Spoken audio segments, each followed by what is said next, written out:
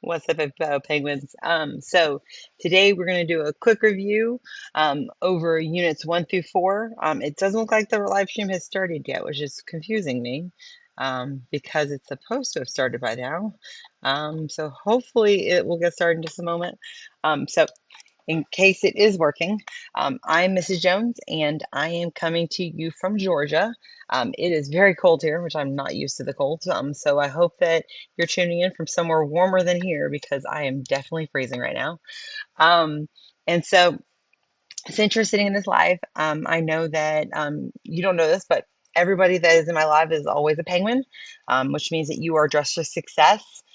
So I'm going to do my best to kind of review all the stuff from the content. If you don't know me, I'm Mrs. Jones. I teach AP Biology. I've been teaching this is my 15th year teaching, and I run this whole review account just for funsies.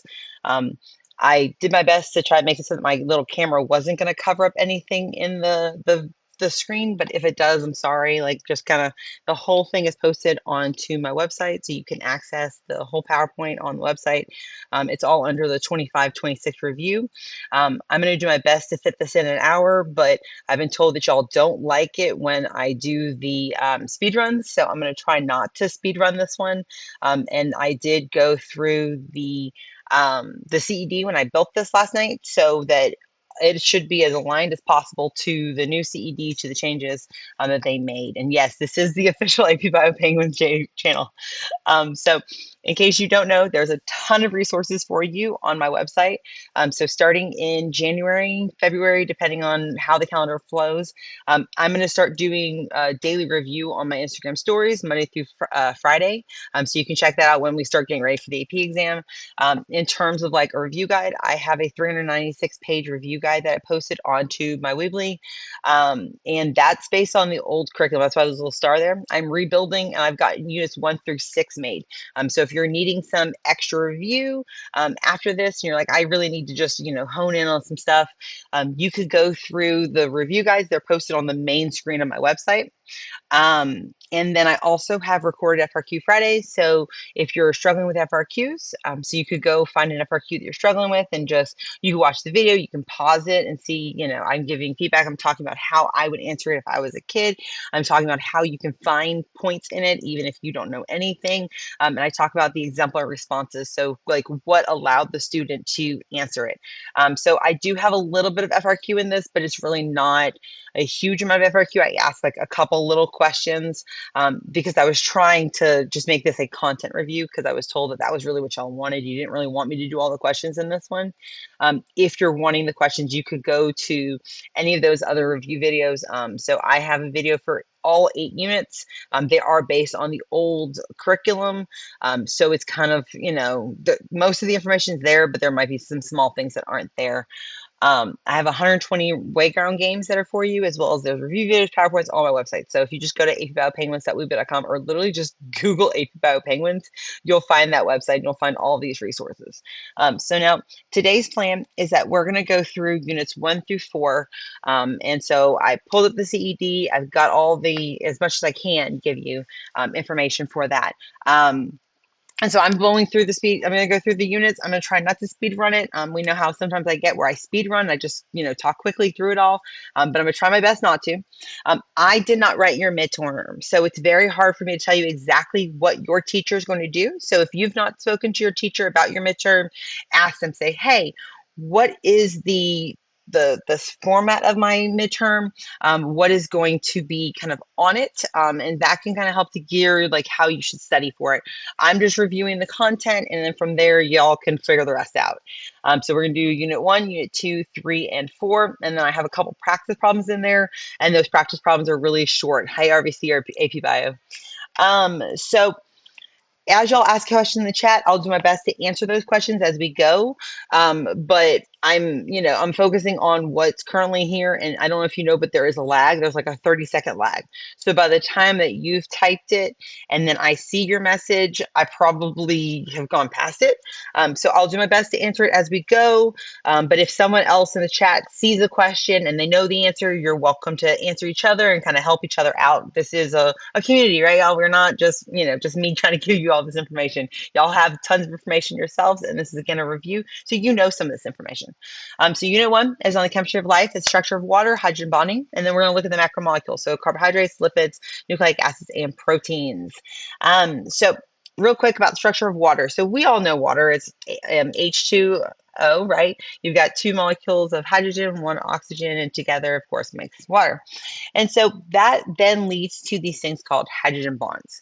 So a hydrogen bond is going to be an attractive bond between an electronegative atom and a hydrogen bond that is bonded to another electronegative atom. So if you look at this picture here, you can see here is that oxygen, right? And the oxygen is bonded to this hydrogen right here. Okay, so here's a hydrogen bonded to an electronegative atom and is attracted. You see this little dotted line? That dotted line right there is a hydrogen bond. So it's attracted to another electronegative atom. So traditionally, when we look at this is either oxygens or nitrogens. And so a lot of students have trouble misunderstanding the types of bonds that we have in water.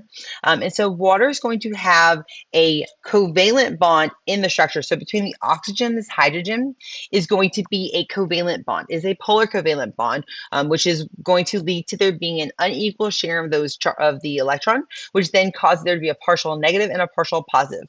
So because of that polar covalent bond, we're going to have a partial positive on this hydrogen, making it partially positive. So it'll be attracted to this oxygen that's partially negative, and that's what leads to that hydrogen bonding that we have. So between the structures, you have hydrogen bonds. Within the structure, you have the polar covalent bonds. And so this leads us into many different properties of water. The first one we have is cohesion and adhesion. So cohesion is when the water molecules are attracted to other water molecules, okay? So what you're seeing here, this is cohesion. This water molecule is attracted to another water molecule, and because of that, that's going to lead to this kind of them kind of working almost as a unit. So that leads to like a surface tension. So if you look at a body of water and there's just like the surface, right? And you can actually glide a rock across the surface of the water, it can kind of bounce because of the fact that the force is not going to break that surface tension because of the bonding that you have between those water molecules. Then adhesion is going to be the water molecules attracted to other polar substances. Polar substances are going to have these partial positive, these partial negative charges to them. And so if you have the water molecule that's partially positive, it's going to be attracted to a partially negative of another polar substance. And so when you look at cohesion and adhesion together, that leads to capillary action. So that's what we can allow for the water to move up the stem in a plant. Okay, so we also have that it has a high specific heat due to the fact that each one of these water molecules is making so many hydrogen bonds with other water molecules. It takes a lot of energy. I mean, like a lot of energy, like 4.184 joules of energy in order to raise 1 gram of water 1 degree Celsius. That's what I always say, like that I watch pot never boils, because it takes so much energy for that water to actually heat up to be getting to the point where it boils, right? And so this will allow us to maintain our body temperature. It also helps with maintaining the temperature in different coastal regions because of the fact that that water is absorbing the heat during the day and then it releases it at night. And so it kind of maintains that equal kind of temperature in coastal regions versus areas that are not near bodies of water are pretty, hot during the day and cold at night because there's really nothing that's going to absorb that heat and then release it during the day. We also see that there's a high heat of vaporization. And so this is the amount of energy that's required in order to cause that liquid to evaporate. Again, we're looking at 1 gram. And so it has a high heat of vaporization. So it takes a lot of energy in order for it to go from a liquid to a gas. And I can kind of hear my kids playing in the background. So if you happen to just hear little noises, my kids are playing. Y'all know I'm just a teacher. Like I'm not some big famous person that's gonna, do some fun little, professional little review session. So you're going to maybe hear some of my kids in the background. So I'm sorry, y'all. But so when we think about this high heat of vaporization, when you get hot, right, you went out for a run, you're sweating. So your body is very, very hot. And so in order to release that heat, we're going to see that your body releases sweat, okay? And so the sweat that's on the surface of your skin, okay, is absorbing that water. And as the heat breaks those hydrogen bonds between the water molecules and allows that liquid to turn into a gas, it separates those water molecules, is going to take that heat with you. And so this leads to evaporative cooling, which can help you to keep you cold. I do not teach AP chemistry, but if you check out Chem with Corinne, she can help you out. So that's pretty much all the CED had about water. So if we look at our macromolecules, we need to talk about like first thing is, how do we make macromolecules, right? And how do we break down macromolecules? So the first we have is our hydrolysis. So a lot of words in AP Bio you can break down. So hydro makes us think of water. So we know there's something with water. And then lysis means to break. And so hydrolysis just means that I'm going to break a water molecule apart. And when I break that water molecule apart, I'm actually going to break a structure. So here I see that I have maltose. Maltose is just two glucose molecules bonded together by this little glycosidic linkage in between them. I add a water molecule, and when I do that, that water breaks apart. The hydroxyl group comes over and bonds right here, and then the hydrogen bonds over there. So I'm just basically breaking it at this bond right here. And so you can separate that water molecule between the two. So then we could look at the same thing where we're looking at a dipeptide. So dipeptide meaning that this is going to have two amino acids to it, and there's a peptide bond in between them. So when I add that water molecule in there, you're going to see that the hydroxyl group is going to come over here, and it's going to bond to the carboxyl group of the first amino acid. And then the hydrogen is going to go to the amine group of that second amino acid. So I can break that peptide bond that's between those two. So if I wanted to instead build up a macromolecule, I'm going to go through dehydration. Dehydration has to do with where I'm going to remove water. Think about when you're like really like hot, like you've just ran a mile, you've run all this stuff, right? You're dehydrated. You're lacking water. Water has been removed. Yes, this video will post after its recording will be in the exact same link. And so with dehydration, we're going to remove a water molecule. So when we remove that water molecule, it's actually going to form a bond, okay? So here we see the hydroxyl come off of one of our glucose molecules. The hydrogen comes off of the other one. That then forms the water molecule, and then these two will bond together because they're no longer bonded to the hydroxyl and hydrogen. So we can then form that bond. And the same thing here is if I have one amino acid, I can go through dehydration. I can take off the hydroxyl group from one, the hydrogen from the other, which then forms that peptide bond. So I now have my dipeptide formed again. And so there's a lot of monomers that make up these different polymers when we look at our macromolecules. Three of our macromolecules are going to have monomers. So a monosaccharide would be the monomer for our polymer of a polysaccharide. This would be our carbohydrates, okay? And then when we look at nucleotides, this is going to be the monomer for a polynucleotide, also known as a nucleic acid. And then the amino acids would be the monomer for a polypeptide, also known as a protein, okay? And so sometimes students screw up and they put the two acids together. The amino acid does not go with the nucleic acid, so don't get those confused. Why does dehydration synthesis require the removal of water to build polymers? Because of the fact that you need to form that bond. So you have to take off the hydroxyl group and the hydrogen group. So now this one has to form a bond somewhere, and this one has to form a bond somewhere. So then they'll form a bond together. I don't really think you need to know really the full in-depth chemical reason.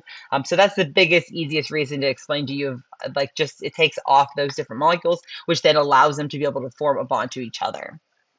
And so let's look more in depth at our carbohydrates. So the CED requires you to know the different atoms that make up each of these macromolecules, okay? So sometimes it's easiest to think about what do they not have than what do they actually have, okay? So all four of our macromolecules are all going to have carbon, hydrogen, and oxygen. And so as we go through these, you want to kind of pinpoint what makes them different. So carbohydrate, as we said, is made up of carbon, hydrogen, and oxygen. And so it's usually going to be in that 1 to 2 to 1 ratio. If you kind of look here, you can kind of see that our glucose molecule is C6H12O6. And so you can see that it has that 1 to 2 to 1 ratio between our carbon, hydrogen, and our oxygen. Why is it requirement for water? I already said that. Hydrolysis is just the reverse of the dehydration. So the hydrolysis, we're going to break that water molecule apart, which then allows us to break that bond. And then the reverse happens with the dehydration. Okay, so and the monomer, as we said, was a monosaccharide. These are going to be your simple sugars. And so some examples of that would be like a glucose or a fructose or like a lactose. And here you can see that glucose molecule, as I said, it is C6H12O6. And so if you were to put two monosaccharides together, that makes a disaccharide. The word disaccharide isn't actually in the CED, but there's a chance that that may be in a question. And so having exposure to that is still good. And then the bond between them is a glycosidic linkage. At no point does it tell us that we need to know the type of bond. It calls it a covalent bond. So just make sure that you understand there are covalent bonds that are bonding each of these carbons to each other and the carbons to the hydrogen and the oxygen. And then some examples of the disaccharides would be like sucrose. Sucrose is made up of glucose and fructose, lactose, which is going to be glucose and galactose, and maltose, which is just two glucose molecules bonded together. And so if we were to keep putting these glucose molecules together or keep putting these different monosaccharides together to build a nice big compound, right, we're going to make a polysaccharide, which is also known as a complex sugar. Now, the CED actually used the words simple sugar and complex sugar, so I wanted to make sure I had those in the PowerPoint for y'all. And so there's four different types of kind of polysaccharides we really focus on in AP Bio. We have our structural polysaccharides, which are going to help to allow us to make the different structural components of different cells. So cellulose is going to make up the cell wall. It kind of provides that rigidity in the structure to the plant cell wall, while chitin is going to provide kind of rigidity to fungal cell walls, as well as the exoskeleton of arthropods. So if you've ever stepped on a cockroach and you hear that crunch noise that you're hearing is that chitin. Now, someone says they're confused about hydrolysis and how it works with functional groups. So the functional groups that you're seeing here, you're looking at a carboxyl group and you're looking at an amine group. And so this carboxyl group has this hydroxyl group and this hydrogen here. So the hydroxyl comes off of the carboxyl and the hydrogen comes off of that amine, which then allows us to form that peptide bond between that carboxyl and the amine group. Here, when we look at our two glucose molecules, you're looking at that we've got the hydroxyl group, which is going to be on this part of the sugar, and then there's the hydrogen that's on that hydroxyl, and that forms that water molecule between the two. Okay, so that gives us our structural polysaccharides. Now, we as humans are able to break down starch, but we can't break down cellulose. And I don't really know if this is really going to be a big thing for y'all to know, but like looking at this, we can see that this is going to be an alpha linkage because the fact that you've got all of these, sorry, I said this one. This one's our alpha linkage because you've got them all on the same side versus our cellulose has a beta linkage so that they are kind of alternating. So you see that you've got the structure literally just keeps flipping over itself. So you've got the CH2OH here, and then it goes down to the bottom, and then it comes up to the top. So the actual bonding on it is flipping. And then the stored polysaccharides, that would be the starch and our glycogen. So in the CED, they specifically are talking about how starch is going to be a linear chain, while glycogen is going to be highly folded. And it's important that we know the difference between a linear chain versus a branch chain. And so you can see here that this glucose molecule is kind of branched off in this, so they're making all these different branches. Long FRQs are traditionally 8 to 10 points. And then your FRQs are your short FRQs are going to be only 4 points. And you have like 25 minutes for the longs and 10 minutes for the shorts. Okay, so lipids. Okay, so lipids are going to be, again, carbon, hydrogen, oxygen. Big difference here is that there's not really that many oxygens. Unlike with a carbohydrate, we have a whole bunch of oxygens in there. Thinking about the word hydrate makes you think that there's going to be a bunch of oxygens. But in our lipid, we don't have that many oxygens. It's very, very low in the amount of oxygen. So I always say it's like 1 to 2 to few. And then there happens to be one of our lipids that has a phosphate group on it. And so we have a phosphate, but we really don't talk about there being phosphates in the lipids. The linear chains are going to be in our starch molecules. So you can see here that starch is made up of linear chains. So it's just like a straight chain of glucose molecules versus the glycogen. There's that straight chain, yes, but it also branches off and makes multiple chains off of that one. So they kind of branch off. Do we need to know how different groups look? Yeah, I would at least be recognizing the different structures for the AP exam, but I don't know what you're going to need to know for your midterm. I'm trying to focus on like the content for this session. Okay, so the monomer for a lipid, there is actually not a monomer for the lipids because these are not considered polymer. They don't have a repeating structure like we see with our other macromolecules. There's nothing that just keeps repeating.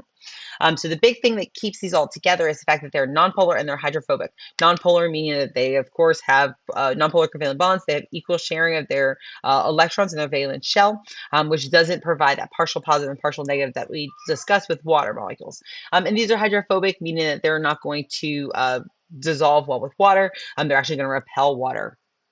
And so the three ones we have is fats, phospholipids, and steroids. So our fat, and I know I'm covering it up, I'm so sorry. It says 3 fatty acids at the top, and it says glycerol on the side.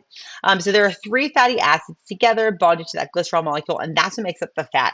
The big thing about this is that it's important for our energy storage and our support, and as well as it's going to provide some insulation. If you need practice with FRQs, check out the FRQ Fridays. And so The big thing they wanted you to know is talking about these fatty acids. What is a fatty acid? A fatty acid is going to be a long chain of hydrocarbons with the carboxyl group. So you can see here that I've got this long chain of hydrocarbons, hydrogens and oxygen. I'm sorry, carbons and hydrogens together. That's what makes a hydrocarbon. And then at the very end, you see that carboxyl group here. So there is a carboxyl functional group at the end of it, and that's what bonded to that glycerol molecule. And so that's what makes up a fatty acid. And so there's two different types of fatty acids. So you have saturated fatty acids, which are going to be completely saturated with hydrogen. Every single carbon is going to have the maximum number of hydrogens possible, okay? And so at each of these carbons, you're going to see two hydrogens on them, except for this last one that, of course, has three. So it's fully saturated. As the number of saturated fatty acids that you have in a structure increases, it's going to become more solid because these fit together like puzzle pieces, and so it makes them solid at room temperature. First, if we look at our unsaturated fatty acid, this is going to have a double bond in it. So there's at least one double bond. And due to that double bond, it provides a little kink. It kind of like causes them not to fit nicely and closely together. And so because of the fact that they don't fit nicely and closely together, it is going to, as the number of the unsaturated fatty acids increases, we're going to become more liquid. Okay. And so the CED was just talking very closely about that. And so if you please stop asking the same question over and over, it has already been answered. There's going to be long FRQs if you look at the FRQ Friday, okay?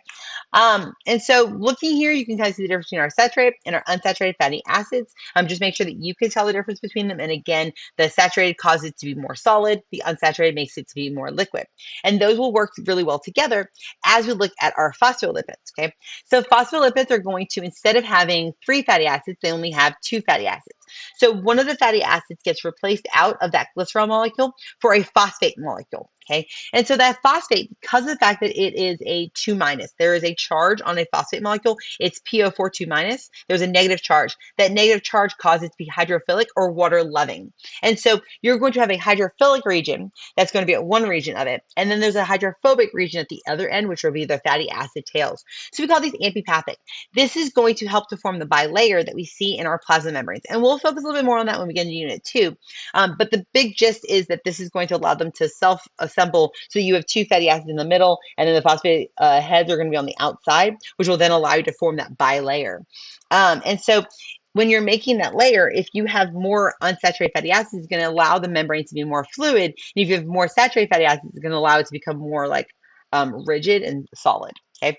And the third one we have would be our steroids. Okay. So an example of this would be cholesterol. Cholesterol is going to help to stabilize our plasma membrane. We'll see this a little bit more when we get into the unit 2. I don't actually know what is on your midterm. I'm just going over the content so that you've got content, questions, and help. If you have a question specifically about your midterm, you need to ask your teacher. So with our steroids, these are just going to be our hormones. You've heard of these before: testosterone, estrogen. These are going to help to kind of support different functions, including like growth and development. So we have like the growth hormones, as well as metabolism and homeostasis. The general structure we see for our steroid is 4 fused rings. You see 1, 2, 3, 4 rings all fused together. And that's going to allow them to kind of form what the steroid looks like.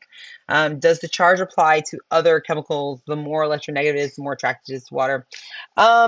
The electronegativity is looking at how attracted it is to electrons. So if you look at the periodic table, the farther you go across the table and up, so going toward fluorine, the more electronegative it gets. And so electronegativity just has to do with the attractiveness to the electron. And due to that, that can allow it to form that polar covalent bond. I don't know the full chemistry of it and whether it's more electronegative, if that makes it more or less attracted to water. Thinking about the water, it's going to be attractive. It has that partial positive or partial negative because of the fact that water also has those partial charges. And so our next macromolecule we have would be our nucleic acids. Nucleic acids, again, we're looking at what is different. It has the carbon, it has the oxygen, it has the nitrogen, which is like all the other ones we've looked at. But now we see that it has nitrogen and it has phosphorus, okay? So this is the big difference that we see in nucleic acids, that they have nitrogen and they have phosphorus, okay? That nitrogen is going to be found in nitrogenous bases, and that phosphorus is going to be found as actually a phosphate. phosphate, okay? And so the monomer we have is a nucleotide. Within the nucleotide, there are three components. It has that phosphate that I already mentioned, the PO42 minus. It's got a nitrogenous base. You've heard of these: adenine, thymine, cytosine, guanine, and uracil. And then there's a pentose sugar. It's either going to be deoxyribose or ribose, okay? And that's what makes up the monomer, and we'll put most of those together, which then makes the polynucleotide, also known as a nucleic acid, okay? So the bond that we have between them is a phosphodiester linkage. Again, I did not see this word in the CED, so I think all you need to know is that there are covalent bonds that are between these different nucleotides, but they may name drop the phosphodiester linkage in a question, and you might have to just be able to recognize what that is. So if you're trying to figure that out, it's between the phosphate and then the hydroxyl group of the next sugar. And so here you can see that we've got a 5' end and a 3' end. So the reason why they call it a 5' end is if you're counting the carbons. So if we start here at this carbon and we go 1, 2, 3, 4, 5, the phosphate is on the 5th carbon. I'm going slow it as I can, but it's already 325 and I'm still in unit 1. I got to get through all 4 units. So I was trying not to make this a super long session. And so that carbon, of course, is attached to the phosphate at that 5th carbon. And then again, if you count 1, 2, 3, and you look at that 3rd carbon, that's where that hydroxyl group is. So that's our 3' end. And so you can see that it has a 5' and a 3' end, and you can see that the bond between that covalent bond, this is that phosphodiester linkage between the one nucleotide and the next nucleotide. There's no sulfur nucleic acids ever. Like sulfur is going to be it's the next one. We have not finished. We still have one more to go. I have a couple practice, but my practice is low key practice. Okay, so I know I'm covering it up and I'm so sorry. The nitrogenous base that we have, this isn't actually in this portion of the CED. It will not come until I think unit like 6 or 5. I think it's 6. But I wanted to go ahead and mention it just so that in case your teacher mentioned it. So the purine is going to be a double ring. So you can see here that adenine and that guanine, you see how they make up 2 rings. That makes them a purine. So adenines and guanines are our purines. So I would like to think of it as the big structure, small name. And then if you need help remembering that, remember pure silver. Silver is Ag. So you can remember that adenine and guanine is pure silver. And then our pyrimidines are going to be the single ring. So you can see here that the cytosine and the thymine are going to only have a single ring to those structures. And so that would be your cytosine, your uracil, and your thymine. And yes, proteins do have sulfur. And so when we do our base pairing, we're going to see that each of these purines will base pair up with a pyrimidine. So adenine base pairs up with thymine, and cytosine pairs up with guanine. Some people like to think of it as there are apples in the tree and the cars are in the garage. So apple, tree, car, garage kind of can help you remember the base pairing if you're having trouble with that. And then if you're trying to remember which ones are pyrimidines, you want to cut the pyramid. Cytosine, uracil, and thymine are going to cut, CUT, the pyramid. And so when we look at our DNA, it's going to be antiparallel. And actually, RNA does the same thing when it's base paired up to a DNA structure. But so there's a directionality to it. Okay. So we talked about this 5' and that 3' end. So you're going to see that when they're lined up together and they're base pairing together, you're going to have a 5' across from a 3' and then a 3' across from a 5'. So they're anti-parallel. They're equidistant apart due to the fact that you have a purine and a pyrimidine bonded together, and they're moving in technically opposite directions. Like the directionality of them is opposite. And so some students have trouble with this, and we really haven't gotten into it because it's in Unit 6, but remember that the synthesis for DNA is going to be 5' to 3', while the reading of it is going to be 3' to 5'. So when you're building it in this direction, you have to read it in the opposite direction. And the same thing is when you're building your RNA, you're going to read the DNA 3 to 5, and you'll build your RNA 5 to 3. And so there's some differences that we have between DNA and RNA. And again, DNA is deoxyribonucleic acid and RNA is ribonucleic acid. One big difference is they have different nitrogenous bases. The adenine, the cytosine, and the guanine is the same between all 3 of them. I'm sorry, between both of them. But the difference is going to be your thymine versus your uracil. There is thymine in DNA and there's a uracil in RNA. And so the sugars are different. In DNA, we have deoxyribose, and then in RNA, we have ribose. They both have the phosphate, and it's the exact same phosphate. And then the strandedness, double versus single. There's traditionally going to see DNA as double-stranded, and RNA is traditionally going to be single-stranded. Someone just asked about stronger bonds. There's really not a stronger bond. They're looking at hydrogen bonds, but they're looking at which one has more hydrogen bonds. So between the cytosine and the guanine, you have 3 hydrogen bonds in here. And so if you have more cytosines and guanines in your DNA DNA structure, then it's going to be able to have a higher melting point. Now, College Board removed that from the CED, where you have to know the difference between how many bonds that we have in our adenine thymine versus our cytosine guanine. It's pretty easy to remember, but you're no longer required to know that. And so the difference between deoxyribose and ribose, if you're looking at it, you can tell because of the fact that it doesn't have that oxygen. And so if you were to look at this one's not showing it. It's this one. So you look right here. You can see that there's no oxygen on this one. And so because of the fact there's no oxygen there, I can tell you that this one is going to be my deoxyribose. It's missing the oxygen at the second carbon versus if we were looking at RNA, there would have been an OH right here. Each of these at the second carbon would have an OH. I don't really think that they're going to require you to know the structures of DNA versus RNA. I'm sorry, the deoxyribose versus the ribose. They've said specifically you do not have to know the structures of them. But like if you're trying to pick it out, the deoxyribose is missing an oxygen on the second carbon. Okay.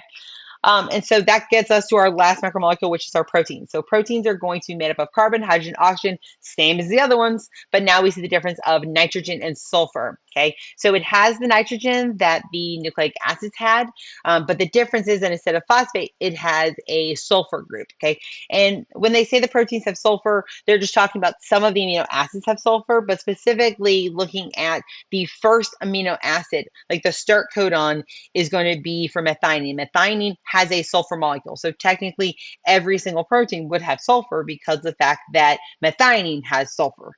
And so if you look at your monomers, this is going to be our amino acids. Amino acids make up our proteins. So you remember like AP bio, I don't know, whatever. And so when you look at that structure, you're going to have the amine group. That's one of your carboxyl group. I'm sorry, one of your functional groups. And the other group is your carboxyl group. And so this provides basic properties to it, while the carboxyl provides acidic properties to it. And so that's why we call it an amino acid, is because it has the amine group plus the acidic group, so amino acid. It also has a hydrogen, and then there's this R group. That R group is going to be variable. It's going to be 20 different R groups, make our 20 different amino acids. And so that's what makes them different. You do not need no triplets and codons because of the fact that we're not in that topic yet. That is Unit 6. If you want to know specifically about triplets and codons, please check out the Unit 6 video. ATP is going to be a ribose, if I remember correctly. It's a adenosine triphosphate, has the 3-phosphate molecules attached to a ribose molecule. So it's a nucleoside because it's without the phosphate, and then you put 3 phosphates on it. pH scale is no longer in the CED that I've seen so far. As I've gone through Unit 1 through 4, I did not see any mention of the pH. Okay, so when we look here at our peptide bond is going to be between the carboxyl group of one amino acid and the amine group of the next amino acid. Again, we're just looking at a covalent bond. They don't specifically say, I think, peptide bond in the CED, but again, I don't think it's that hard to remember the bond between them, and it's a polypeptide. Like, come on, y'all, you got this. But we do have a directionality to it. There is going to be an N terminus and a C terminus. The N terminus is the side where the amine group is, and the C terminus is going to be the side where the carboxyl group is. And now the proteins are going to fold. They fold automatically on their own. And so when they're folding, I'm sorry, y'all. If it has an R group that is hydrophilic, so water loving, it's going to fold toward the outside, toward the exterior, versus if it's hydrophobic, it's going to fold toward the interior. It's going to kind of hide from the aqueous solution that we're in. And then if it's charged, so it has a positive charge or a negative charge, that's going to fold toward the exterior. Okay. Does the side chain differ between amino acids? Yeah. So each amino acid will have a different R group, and due to that R group, it's then going to cause it to fold a different way. And so there's 4 different levels of the structure that we have. We've got our primary, which is, again, looking at the bonding of it, it's going to be peptide bond. All proteins should have sulfur because of the fact that the methionine does, and most of your amino, like there's, I think, 2 or 3 amino acids that have sulfur. And so there's many proteins that have the sulfur. Okay, so the structure of it, we're going to look at a string of amino acids. So we're looking at each of our amino acids. Yes, it's going to be saved for later. So the primary is just this big long chain. You're all held together by the covalent bonds between them. And then when we think about those different backbones to them, right? This hydrogen this oxygen right here is very electronegative. It's going to be attracted to a hydrogen. So it's partially negative, it then attracts to a hydrogen somewhere else. And so it then forms these alpha helixes or the beta plated sheets. And so the secondary structure is just looking at those hydrogen bonds that we see within that backbone between the nitrogen's hydrogen that's bonded to a carboxyl oxygen or a hydrogen. Like it makes these hydrogen bonds. Okay. And that's what makes our secondary structure alpha helix, beta plated. Okay. Tertiary structure has to now look at the R groups. So the R groups are going to interact with each other. And so we'll be able to have hydrogen bonding occurring between these R groups, or we could have covalent bonding, or we can have ionic bonding, or you could have hydrophobic interaction where all the ones that are nonpolar are going to kind of come together and kind of hide from the water. And then we also can have these different disulfide linkages, which is specifically two sulfur groups bonded together to make that disulfide covalent bond. And that gives you your final three-dimensional structure. But some of our proteins are made up of multiple polypeptides. So for example, if you think about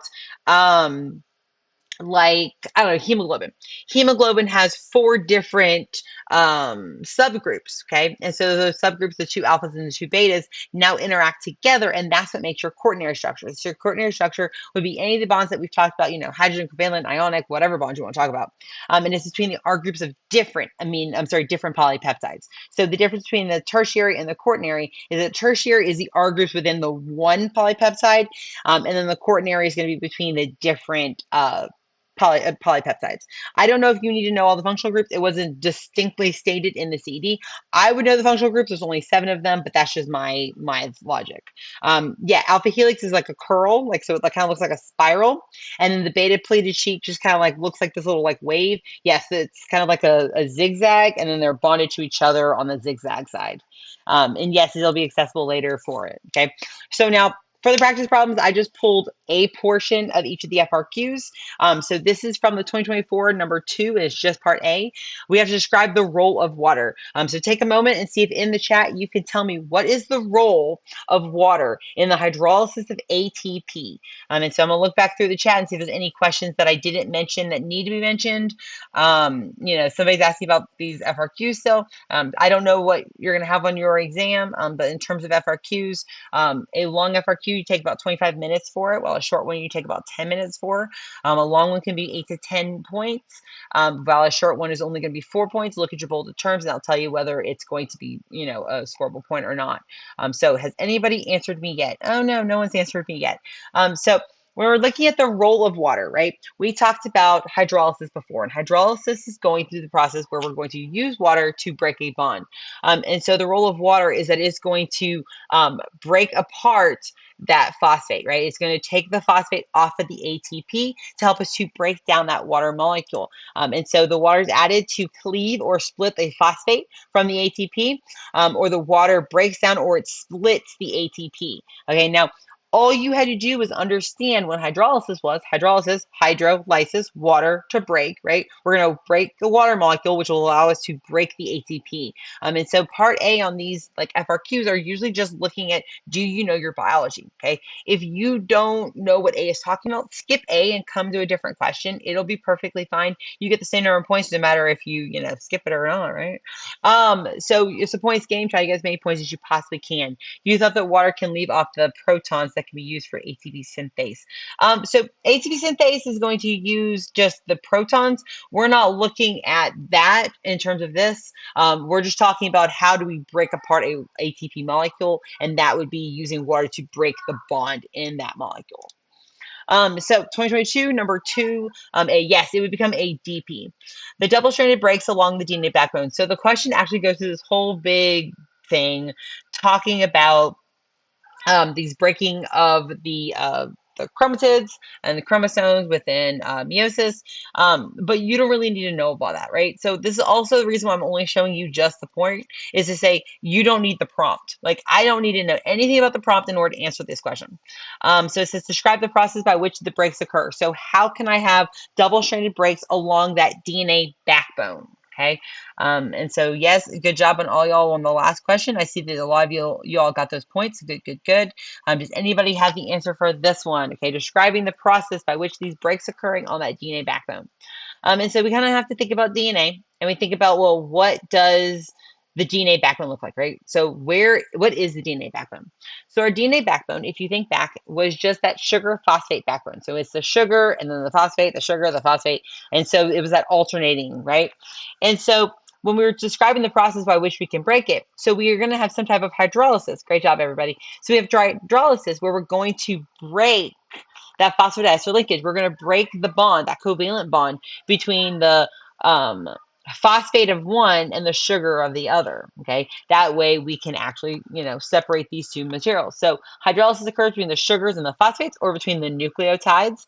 The covalent bond between the sugars and the phosphates and the nucleotides are broken. Okay, so you don't really have to give a lot of extraneous information. You just have to be able to apply what we've learned towards these questions. Okay. So our next question we have is 2021, number 2, the some disorder. Again, we don't need the prompt. We don't care what the prompt is talking about. It doesn't affect my ability to answer this question. So describe the atoms and the types of bonds in a glucose molecule. Okay. And so give you a second to answer that question. It says, where does the hydroxyl group go in DNA? So with the hydroxyl group, where is it going to go? It's going to be bonded, I believe, to the sugar. And so the sugar molecule is where we're going to see the need for that hydroxyl group, because the sugar then, of course, has the hydroxyl. That's where it's going to go for DNA. Okay, so describe the atoms. So we think about glucose. Ooh, what is glucose? Oh, I know. Glucose is C6H12O6. What kind of bonds? So I know it has carbon, it has oxygen, it has hydrogen in it, because of the fact that we're looking at glucose, which is a carbohydrate, and I know carbohydrates are carbon, hydrogen, and oxygens. And the bonds that I have between these molecules are covalent bonds. So you had to talk about you had carbon, hydrogen, oxygen, and you had to talk about these covalent bonds. A lot of students fall accidentally into this glycosidic linkage that I'm seeing a lot. Great job, y'all, knowing this glycosidic linkage. But the problem is that is between glucose molecules. We're looking for in the glucose molecule. And so since we're looking for in the glucose molecule, it has to be covalent bond. Glycosidic linkage is not an appropriate answer for this one. So I am proud of you remembering that word from earlier, but we do not need to know that one for this part, because of the fact that we're looking at in the bond. So in the actual glucose molecule, in one glucose, we have covalent bonds between those carbons and those hydrogens, the carbons and the oxygens, and the carbons and the carbons. Hydrogen bond would not also apply, because of the fact that it's not a hydrogen bond that's holding the structure of glucose together. It is those covalent bonds that hold them together. It can make hydrogen bonds with other things, but it's not making a hydrogen bond with itself. Okay, so that gets us through Unit 1, which is very problematic since it is already 3:42, and I have 3 more units to go through, and y'all didn't want me to speed run, but I really think I need to speed run this, y'all. So with Unit 2, this is going to be looking at the cell structure and the function, looking at the cell size, looking at membrane transport, looking at passive versus facilitated versus active, and then, of course, osmosis, okay? So the first one is all about the organelles, which is like a huge topic in itself. Like, I know that's only one topic, but it is huge. And so these are the ones that were specifically mentioned in that first topic. So we have our smooth ER, we have our ribosomes, the rough ER, the mitochondria, the lysosome, the vacuole, the Golgi complex, also known as Golgi apparatus. And then they also mentioned the chloroplast, but my little thing here didn't have it. They did not mention the nucleus, but we do probably need to know about the nucleus and how it hosts that DNA material. And it's held inside of that nucleus. And so you're probably going to focus more on the nucleus when we get into other topics, but that nucleus is where we're going to find that DNA, okay? So our first thing, we look at the ribosomes. Ribosomes are going to make up of our RNA, so ribosomal RNA, as well as it's going to be made up of proteins. So these proteins together then make it. Where was there a 67? There's no 67, y'all. So together they make up a large subunit and a small subunit. You can see here the large subunit is going to have the binding sites for our tRNA, and then the small subunits, we're going to have the binding site for the mRNA. And so the whole job, the whole role of our ribosome is to synthesize our proteins, and it's according to the messenger RNA. Okay, so this messenger RNA is going to be synthesized and made in our nucleus due to the direction of our DNA. You learned about that in Unit 6. And so we're going to use that mRNA, and then we're going to be able to synthesize a protein, a polypeptide, as you see here, this polypeptide, due to the direction of that. Peptide bonds are between amino acids and not between glycosidic linkages are between carbohydrates, and phosphodiester linkages are going to be between our nucleic acids. Yes, that's correct. Okay. So mRNA is just the messenger RNA. It's going to be the one that's bringing the information from the nucleus out to be synthesized. So think of it like your grandma's recipe. You have this recipe from your grandma. Grandma's not going to give you her recipe. She's going to make you write it down or take a picture. And so that would be your mRNA. The tRNA is going to bring the different amino acids to that ribosome to be able to synthesize polypeptide. So it's like bringing the ingredients to make that recipe. And so those amino acids would be the ingredients, and the tRNA would be the person that brings it to the person who's making the material. And then the rRNA is going to be the ribosome making up that ribosome. Okay. And so this is going to be found in all forms of life. So prokaryotes and eukaryotes both have these ribosomes.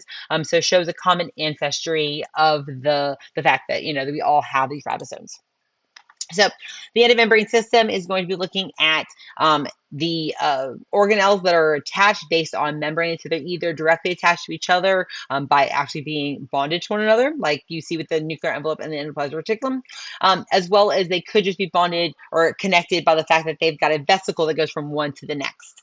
And so the ones that we have would be the endoplasmic reticulum, the Golgi complex, the lysosomes and vacuoles, the transport vesicles, the nuclear envelope, as well as the plasma membrane. These are all attached. Proto-oncogenes and oncogenes is Unit 6, but the big thing about that is one's cancerous, one's not. And so what you see here is that they're going to work together in order to modify, package, and transport these different carbohydrates, okay? The lipids and the proteins, because we are going to synthesize the protein, looking at the rough ER, then goes to the Golgi, then goes to the membrane, or it goes and becomes the lysosome. So these are all like interconnected together. So it's just important to understand that they are connected to one another, okay? So looking at our endoplasmic reticulum, there are two different types of endoplasmic reticulum. The big thing about it is that it's providing mechanical support to maintain the structure of it, as well as it allows for our transport that we see within the cells. We already mentioned about how it goes from the ER to the Golgi and so on and so forth, okay? And so there's two different ones we have. We have the rough ER. The rough ER is going to be responsible for compartmentalization as well as for protein synthesis. As you see, our rough ER is studied with these ribosomes. So we have all these little ribosomes attached to the membrane of our ER, of our rough ER. Those ribosomes actually start out being free ribosomes hanging out in the cytosol, and then they get attached to the membrane. And that's what allows them to be membrane bound ribosomes. And then our smooth ER is going to be responsible for detoxification of the cell as well as the lipid synthesis. So this is where we're going to make the different lipids. I believe like steroids are made in our smooth ER. The CED does not mention about the calcium, but they are also a place where you can store calcium, which will be a secondary messenger that we talk about later on. I am going in order. Photosynthesis is Unit 3, so we have not gotten that yet. So Golgi complex, this has to do with that we're just looking at that we have these little series of folded membranous sacs. So there's a cis phase and trans phase. The cis phase is going to be on the side closest to the nucleus. Trans phase is the one that's across and farther away from the nucleus. And so the materials are going to come into the cis phase. It's going to get packaged and modified as it goes through the Golgi. And then it comes out on the trans phase. And that's when it becomes secondary vesicle to go to the plasma membrane, or it then forms into something like a lysosome. And so the big difference between our bound ribosomes and our free ribosomes is that a bound ribosome is just chilling out in the cytosol. I'm sorry, I said that wrong. A free ribosome is hanging out in the cytosol versus a bound ribosome is going to be attached to the rough ER, okay? Both of them are going to synthesize protein, but it's just where they're going to be found at. Okay, so the role that we have with our Golgi is going to be for folding and chemically modifying these newly packaged cellular materials, and then packaging these different proteins for trafficking. As we said before, they're going to come from the ER, they're going to go to the Golgi to get packaged and modified, and then they're going to get transported out to go toward the plasma membrane. And so our next one we have is going to be our mitochondria, which you all know it as our favorite words. Nailed on chalkboard. powerhouse of the cell. And so with that, what we're seeing is that it provides compartmentalization for the different metabolic reactions that need to take place within cellular respiration. It is the site of the oxidative phosphorylation. It is the site of the Krebs cycle.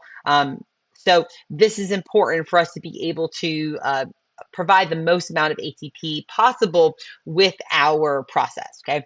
And so it has this inner membrane. As you see here, this is the cristae, it's that inner membrane. So they have two membranes. They've got this outer membrane, and then they have this inner membrane. That inner membrane is that cristae, and it's highly folded, which is going to allow it to synthesize ATP more efficiently. The reasoning B is that there's more surface areas, so there's more places where the process of oxidative phosphorylation, which we'll learn about in Unit 3, can take place. And so that's what we see there. Notice it has their own ribosomes. It is believed that the mitochondria actually was its own organelle. I'm sorry, it was its own cell. It was a prokaryote that it was engulfed, and it became a endosymbiont. It created this like relationship with the eukaryotic cell, so that it kind of has this relationship. It provides the ATP, and then the cell provides the food for it. And it also has its own DNA. It has its own circular DNA. It's similar to a prokaryote. It also replicates by binary fission, similar to how a prokaryote does. So we kind of have that endosymbiotic theory, thinking that the mitochondria was a prokaryote originally. Okay, so the next one we have is our lysosome. This is just a membrane enclosed sac, and it has hydrolytic enzymes. We've talked about hydrolysis. Hydrolysis breaks things down, right? So the hydrolytic enzymes are going to digest and break down. And so this is made from our Golgi. So the Roughy R made those hydrolytic enzymes, put them in a little vesicle. The vesicle went to the Golgi, got packaged and modified, and then it separated off like a little own little vesicle, and now it became that lysosome. Okay, so we're constantly being able to make new lysosomes as we make more of those enzymes. Okay, so the role is intracellular digestion. If there's a protein that needs to be broken down, if there's any materials in the cell that need to be broken down, when we talk about phagocytosis, as you engulf stuff like your white blood cells are engulfing a bacteria that is currently causing you to have a cold, they go through the digestion using it. Okay, if for some reason the cell needs to go through programmed cell death, they'll get a signal, and then it will have the process in apoptosis, where it's actually going to help to digest that cell from the inside out. And then we have our vacuoles. Our vacuoles are just going to be membrane-bound sacs, okay? So there's three main ones that we talk about. The CED didn't specifically go into these three, but I did want to make sure that we mentioned them. There's a central vacuole. The central vacuole is going to be found in our plant cells. The central vacuole is going to help to maintain our trigger pressure. So it provides that force on the cell wall to allow them to have that rigidity and that structure, as well as it stores our water for that plant, okay? The contractile vacuole is usually working with osmoregulation within our single cell organisms. And so they have a contractile vacuole. Traditionally, they're in a hypotonic environment where the water is going to rush into the cell. And because the water rushes into the cell, we don't want them to burst. And so what happens is that the contractile vacuole is going to pump and is going to push that water out. The live is only supposed to be an hour, but y'all didn't want me to speed run, so we're only in Unit 2. So who knows how long it's going to be. I'll stay here until I finish. Okay, so it's going to contract, which is going to then pump that water back out, okay? The food vacuole is going to be formed when we go through phagocytosis. So phagocytosis, cellular eating, is going to kind of go and surround that material, and it kind of encompasses it and kind of creates this little membrane around it, and that creates that food vacuole. This will later on then go fuse with the lysosome to be able to break it down. Water is polar. Please stop saying that water is non-polar, because water is definitely polar.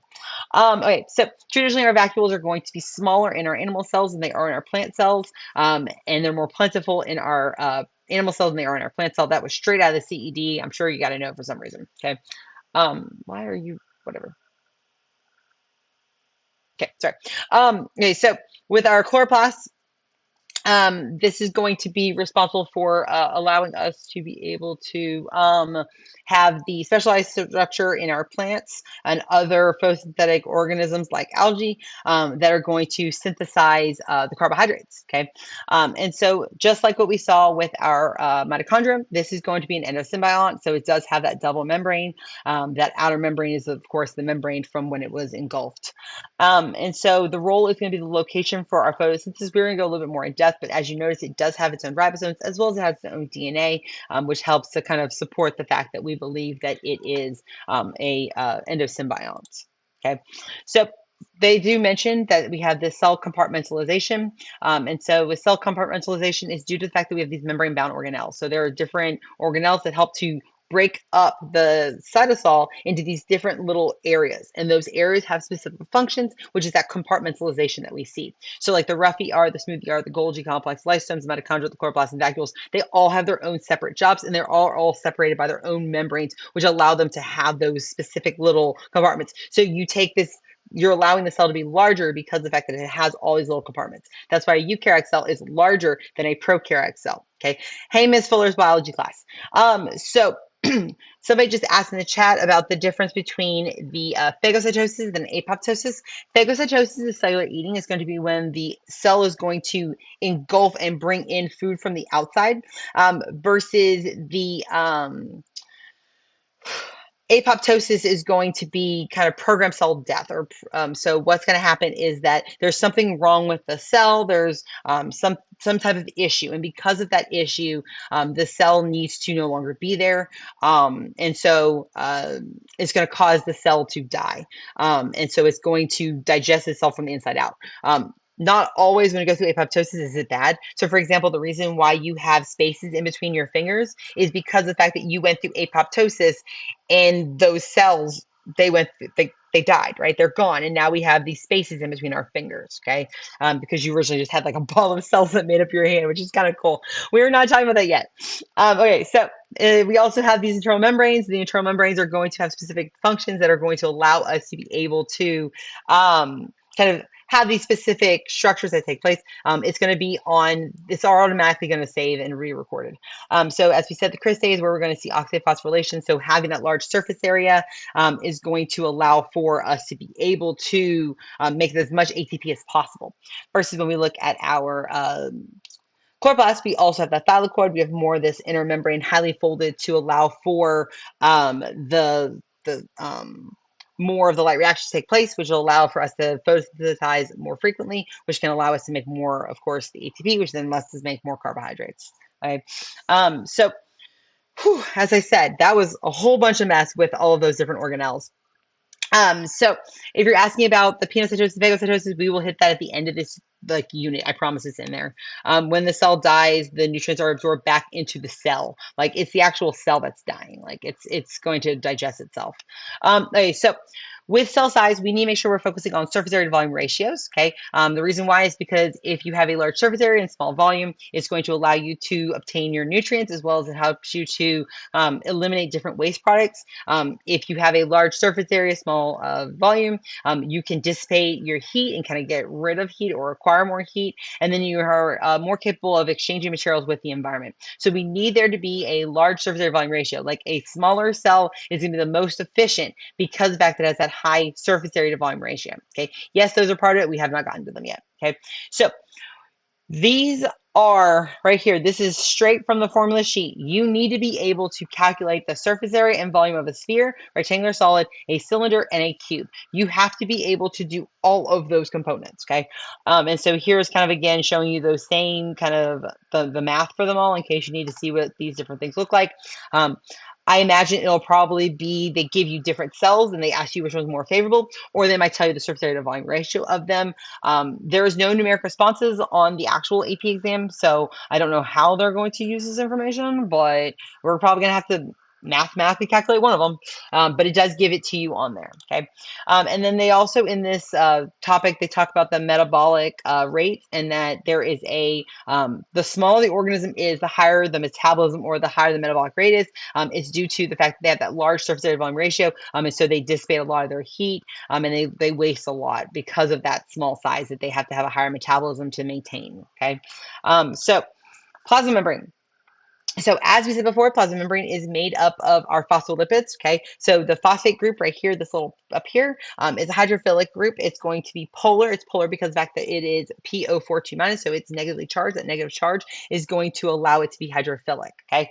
And then it also has these two fatty acids, as we mentioned before. These are hydrophobic tails, and so these are going to be oriented toward the interior of the membrane, okay? So it kind of creates this little bilayer where we've got the phosphates on the outside. Sorry, my pinky should not be there. The phosphates on the outside, and then we have the fatty acids on the inside, kind of facing one another. Okay, be very careful when you're mentioning this and you're talking about this, that we want to talk about that we've got the it's the interior of the membrane, and then talking about that it's intracellular or extracellular. It's facing those outside of the membrane region, so either outside of the cell membrane or inside of the cell on the membrane. Yeah. Microcells are going to be if you had like a single one that just then kind of makes like its own little thing, but there's not actually anything on the inside, would be the microcells. Okay, so here you can see that phospholipid bilayer, as I said. It is going to have two phospholipids, one layer going on the top, one layer on the bottom, and of course the tails are facing each other. Yes, microvilli and cristae are both examples of increasing surface area. So within our membrane, we're going to have cholesterol. Cholesterol is going to help to maintain the fluidity of the membrane. It acts as a buffer. And then we also have these glycolipids. They're going to be a sugar molecule attached to a lipid, or glycoproteins, which will be a sugar molecule attached to a protein that will sit in the membrane. So we just need to make sure that we know the overall, like what the structure of that membrane is. Okay. And then they mention the cell wall in this topic. And so knowing that bacteria, archaea, fungi, and plants all have a cell wall, and those cell walls are made up of different things like the bacteria has peptidoglycan in it. The fungi has chitin. The plants have cellulose. So they have different kind of sugars in them, and that allows for to create the barrier that these organisms have, and they stop from osmotic lysis. So they provide that turgor pressure also, like they're pushing back against the water. So glycolipids and glycoproteins are important for cell communication. And so, for example, if you think about like blood types, right? So you have A type blood, B type blood, A, B, and O. A type blood is going to have an A glyco. I don't remember. I think it's a glycolipid, but you'll have the A glycolipid on it, and then the B type has a B glycolipid. And so it allows you to tell the difference between the A blood and the B blood. And so that's important for your cells to know the difference between the types of blood, and different types of cells is how they know if something is part of you or not part of you. So we look at membrane transport. Simple diffusion has to do with when we're going to have passive transport. It's just going to go down its concentration gradient, and so it does not require any energy. They're going to be small and nonpolar, and then, as I said, there's no transport material needed. So that would be like carbon dioxide because it's small and nonpolar, oxygen because it's small and nonpolar, nitrogen because it's small and nonpolar, steroids are going to be able to go straight through that membrane without any trouble. So think about like testosterone and estrogen; those are going to go straight through that membrane because of the fact that they're going to just be able to pass through, because the interior of the membrane is nonpolar, so it dissolves and goes straight through with no trouble. And so somebody just asked about how does cholesterol like help in the membrane. Cholesterol is needed in the membrane to kind of help to maintain the fluidity of it. It holds the fatty acids together so that they don't get too far apart. If it gets too hot, they don't get too close together that they become a solid when it gets too cold. And so we're going to see that these materials can leak through that membrane. So we did see in the last CED that water can do that, but there's also other small molecules that are able to just leak through. They're not going to move as quickly, but they will move across the membrane without a transport material. So then looking at facilitated diffusion, energy is energy, like ENERGY. Like I was trying to shorthand it up and be fun, but clearly you can't follow. I don't know, whatever. So facilitated diffusion, this has to do with our passive transport. And so we're going to see that we're going to have some type of transport material in there, is again going down this concentration gradient.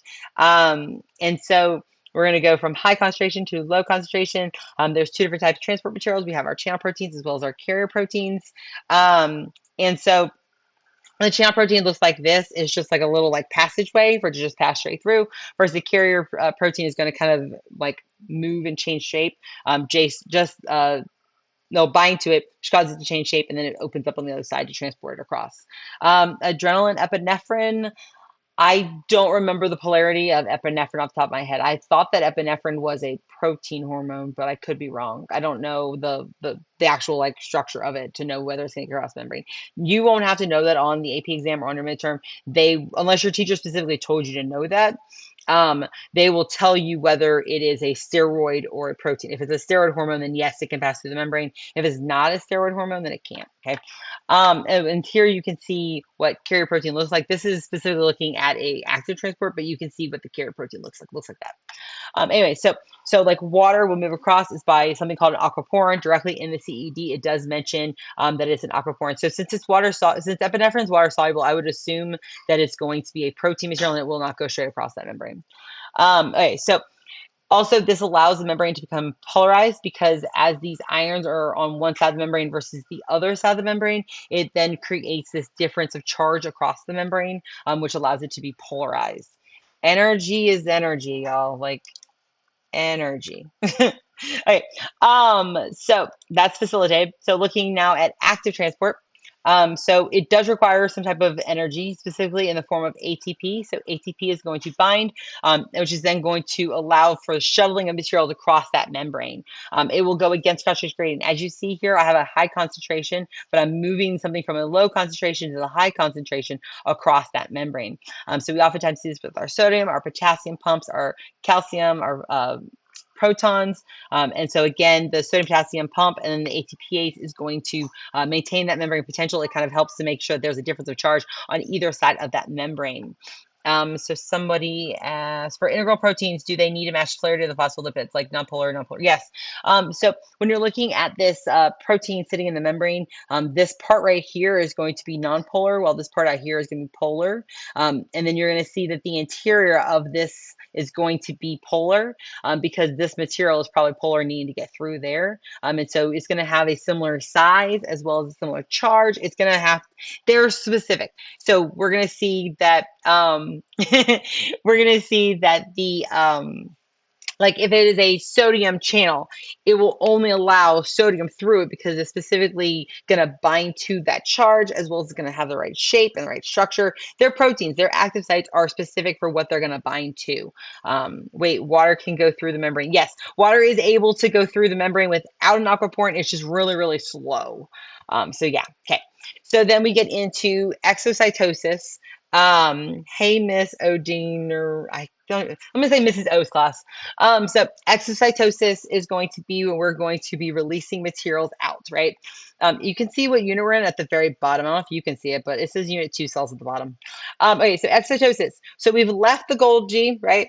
And the Golgi now has this little transport vesicle. The transport vesicle is going to move toward the plasma membrane, and then these phospholipids are independent of each other, right? So they're going to bind, and then it just kind of like opens up and it releases the material out. So you can kind of see that little transport vesicle is going to move toward the membrane. It fuses, and it just kind of opens up and then releases the material out. Okay, and so the pathway that the material goes through, it's going to go from the rough ER to be synthesized. It then goes to the Golgi, which is going to package and modify. We then go to the transport vesicle, and then we go to the plasma membrane. So that's kind of the path that we take it. Hey, Mr.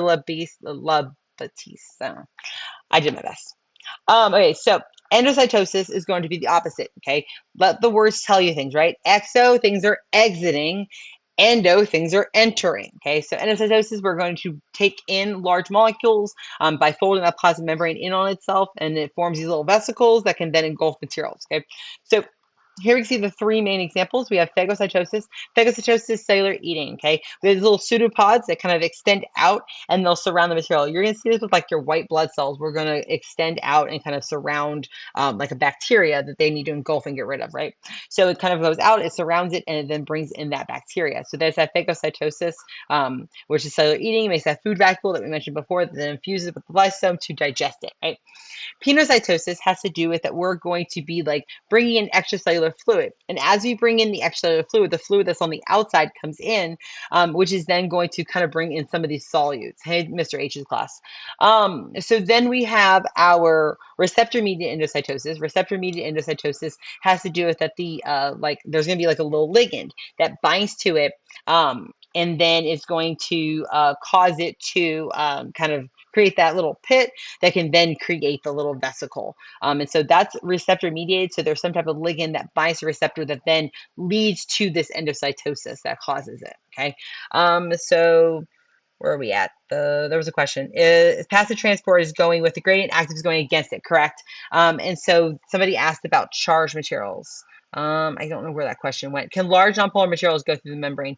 Usually large nonpolar things are going to need some type of bulk transport. If it's too large, it can't get through the membrane. Nonpolar molecules do not need a channel to get across the membrane.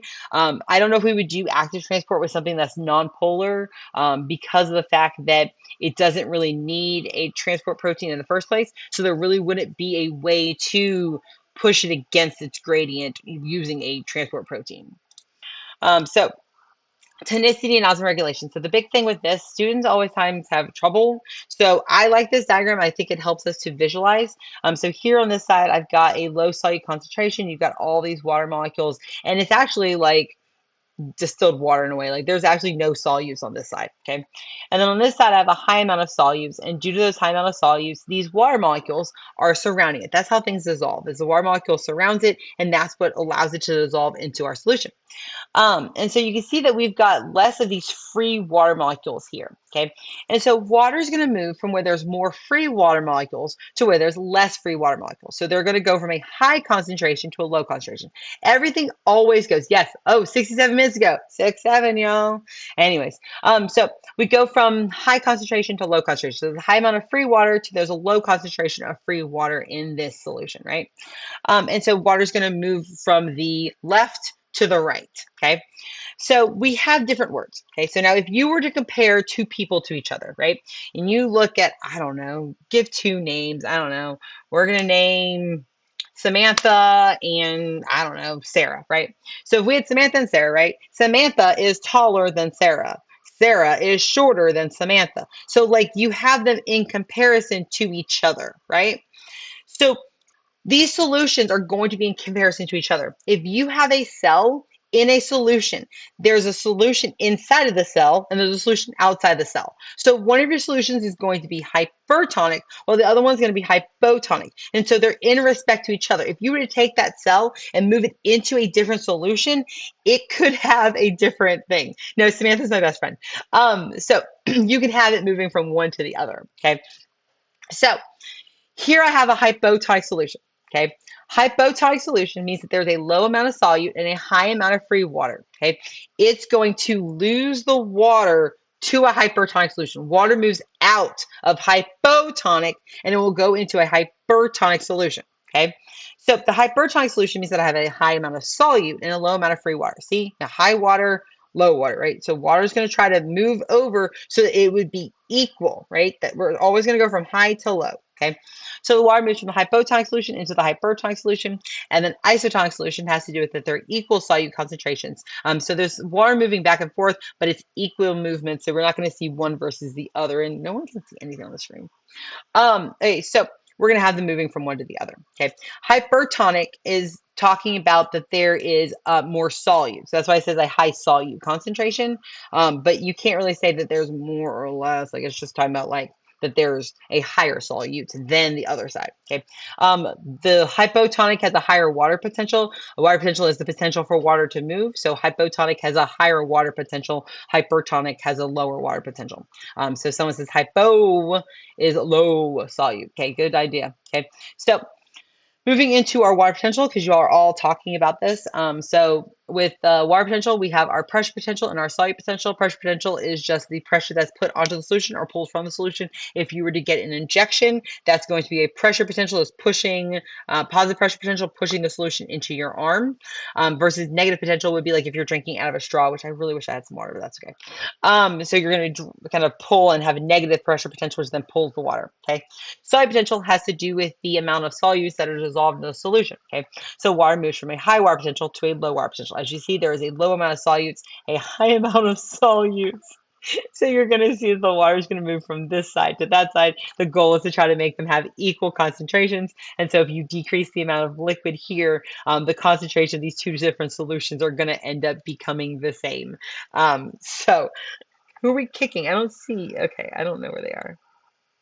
They only said whatever. Okay, it's fine. So the solute potential has to do with our amount of solutes that we have in the solution. So negative ICRT. These formulas are both given. As you see, there's kind of blue in the background. And so you can see I took this straight out of the CED. These are on our formula sheet and you're good, okay? So our ionization constant, it has to do with how many ions. Hey, Mrs. Wright. So we're going to have that if it is going to ionize, so like sodium chloride are going to make two ions, okay? And so with the two ions, we're going to see that they're going to, like, sodium will be one ion and chlorine will be the other ion. And that's what's going to create two for ionization constant here. First, if we're looking at a polar substance, it's going to be ionization constant of one. Okay. And so with that, we're going to see that that is what leads to there. If it's polar, it'll be an ionization of one. If it's if it's ionic, it's going to be two, or however many ions it makes. The exam has only really used NaCl and sucrose is our two main ones that we've had. So there. If y'all are going to keep going back and forth with like going on my chat, I'm going to kick every single one of you out. Do not do this. We're asking questions in the chat, not going with each other. Okay. So the molar concentration, this has to do with our, like what concentrated it is, okay? And then the pressure constant is just a given. It's 0.0831, 8 letters, 3 words, 1 meaning, I love you. And then the temperature is going to be in Kelvin, it's degrees Celsius plus 273. This entire formulas are both given to you. We've seen it in the past where they've just told you the concentration and asked you to solve. We've seen where they just gave you the water potentials and you had to figure out which one had a higher water potential. I don't know if you're going to have to calculate it or not. I assume you will because it's on the formula sheet, but every year they have different questions on the exam, plus they do not release the questions out. Yes, these both are on the formula sheet, okay? So I did switch it up slightly differently here, okay? So here you see I put hypo on one side and hyper on the other, okay? And that was talking about the solution. Now I'm looking at the cells because these are the solutions. So this is a hypertonic solution, which means the cell is hypotonic. And here you have a hypotonic solution with a hypertonic cell. They're in comparison to each other, okay? And so if you put a cell into a hypertonic solution, the water is going to leave the cell, right? So it's going to come out of the cell, which then causes this animal cell to shrivel, okay? In a hypotonic solution, the water rushes into the cell, and because it rushes into the cell and the cell doesn't have a cell wall, it's going to burst, okay? And so that actually causes it to go through lysis. Isotonic is preferable for an animal cell. And then we look at a plant cell, it has that cell wall on the outside. So again, if we do the same thing, we put a plant cell in a hypertonic environment, water is going to rush out of the cell. And because water rushes out of the cell, it's going to go through plasmolysis. The plasma membrane pulls away from the cell wall. Versus in a hypotonic environment, we're going to see that water is going to rush into the cell, which is then going to cause the kind of push up against the cell wall. So this is actually preferable for a plant cell, is to be in that hypotonic environment. Okay, so 2 quick questions, I think, or maybe more. I don't know. I don't know how we're still on. I know I'm trying, y'all. You told me not to speed run, so I'm trying not to speed run it. So describe the function of ribosomes. So 2025, this is question number 1A. So think back to what did we do for ribosomes? What was the function of our ribosomes? Yes, you were given the formula sheet on the exam. I'm going to talk until I'm done talking. You're welcome to leave whenever you want to leave. This will be recorded. You can check me later if you want. I'm just trying to be helpful. Okay, so describe the function. Okay, so we talked about ribosomes. Ribosomes are responsible for our protein synthesis. So it would be the site of protein synthesis. It's going to synthesize our polypeptides, or synthesize our proteins. You can say that it performs our translation. It's going to be the site of protein synthesis. All of those are definitely great job, everybody that I see coming in the chat answering with synthesizing proteins. Hey, you would get that point. I'm so proud of y'all. Okay, so our next one we had is 2025 number 2A. So we talked about many receptors are embedded in the plasma membrane. Describe the polarity of the portion of the receptor that is inside of the membrane. Okay, so you have to think about that there's a receptor. This is a membrane protein that's sitting in the membrane, right? That's why it's a membrane protein, y'all. So what allows it to sit in that membrane? Okay, so someone says, can we assume hypotonic solution will lose water in isotonic? If it's in an isotonic solution, then the cell would be isotonic. That's by definition isotonic solution. So if it's a hypotonic, the other solution is going to be hypertonic. They have to be hypo and hyper, or iso and iso. Like there's not really going to be an hypo with an iso. Okay, so we have to see that the inside of the membrane, the portion that's sitting in the membrane, is going to have to be hydrophobic or nonpolar. So I'm seeing a whole bunch of inside NP, nonpolar because it's sitting in the membrane. Y'all are doing a great job. I'm so proud of every single one of y'all. Y'all are so good. Y'all are good penguins. Yay, yay, yay. Okay, so describe the difference between passive transport and active transport. So it's kind of thinking back to what was passive versus what was active transport to try to come up with what that difference between those two were. Okay, so thinking about this, Passive transport is going to be where we are going to go down our concentration gradient. It goes from high concentration to low concentration. It also does not require any type of energy in order for the material to transport from that high concentration to low concentration. Versus active transport is going to go against the concentration gradient, is going to go from a low concentration to a high concentration, and it does require some type of energy storage, okay? So here you can say active requires energy, ATP, passive does not. You talk about that things are going from high concentration to low concentration versus low concentration to high concentration. Okay, so as I said before, that part A is just a content question. Do you know biology? Okay, so just give them whatever you know. Do your best. Like these are not like extraneous questions. I think it threw kids off last year because the very first question they saw on the exam was this one right here that said, "What was the function of the ribosome?" And I'm telling you, kids just were like, "What? Wait, what?" So don't get tripped up by the fact that the question seems easy. Like maybe it is. They do give you a couple softballs. They give you some easy points. So you can go ahead and get those points because some of the later questions might not be so easy. So let's take all those easy points and let's run with them, okay? So describe one characteristic of a membrane that requires a channel to be present for chloride ions to passively cross the membrane.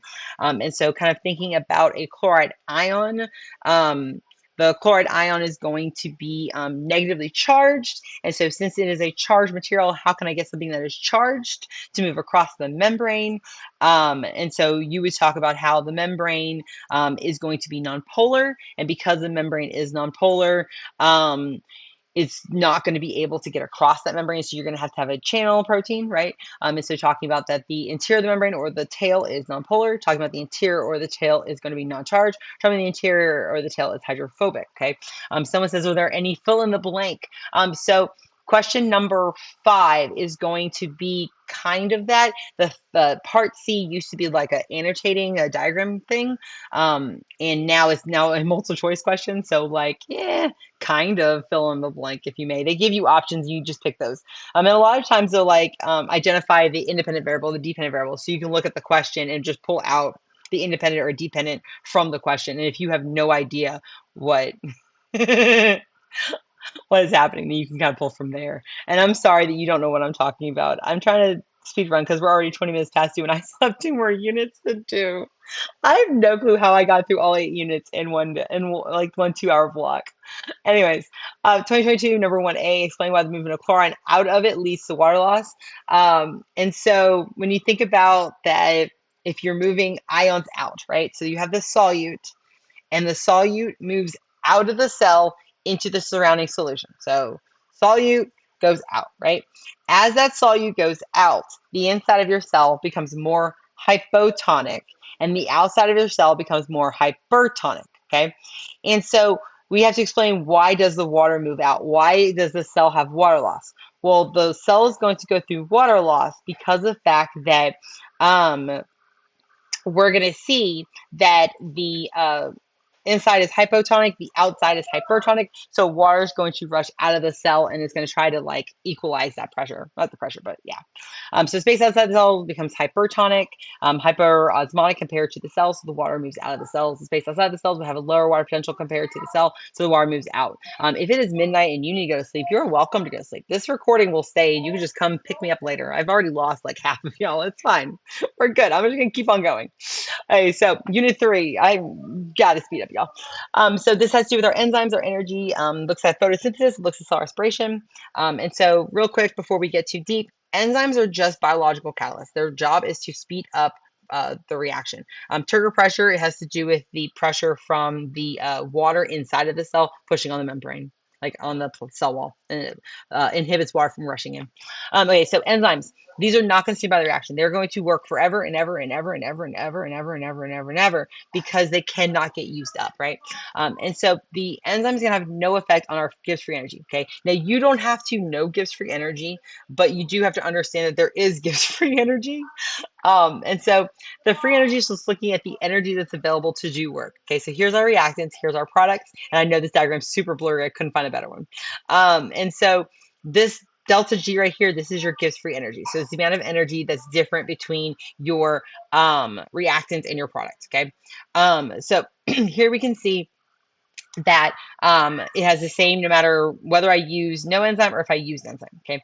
The only thing the enzyme does is going to decrease the activation energy. It makes it so that there's not as much energy required for this process. Okay. And so it's going to speed up the reaction because of the fact that it's going to decrease that activation energy. Okay. So our enzymes are proteins. So anything that applies to our proteins are going to apply to our enzymes, okay? So there's a lot of different environmental factors can affect it. So the concentration of the substrate, okay? If you have a high concentration of substrate, it's going to allow the process to keep going. As you use up your substrate, your reaction rate is going to decrease because you're going to have less substrate and more product, which is then going to inhibit the process. So those kind of impact the enzyme's reaction rate, okay? We also have different chemical environments. So salinity can affect it. We also have inhibitors. So there's competitive and non-competitive inhibitors. The temperature, looking at temperature, as you increase the temperature, things start moving faster. And as things start moving faster, the reaction rate starts to increase. And of course, this can cause bonding to break, right? Versus if you decrease the temperature, things just move slower, but nothing really breaks, right? And then pH, if you go outside of it, then you're going to see that it's going to cause the enzyme to denature because you're outside of that. And I can hear my kids playing. I think it's because I've definitely gone over my hour. So just ignore the little chatters in the background. I'm sorry, y'all.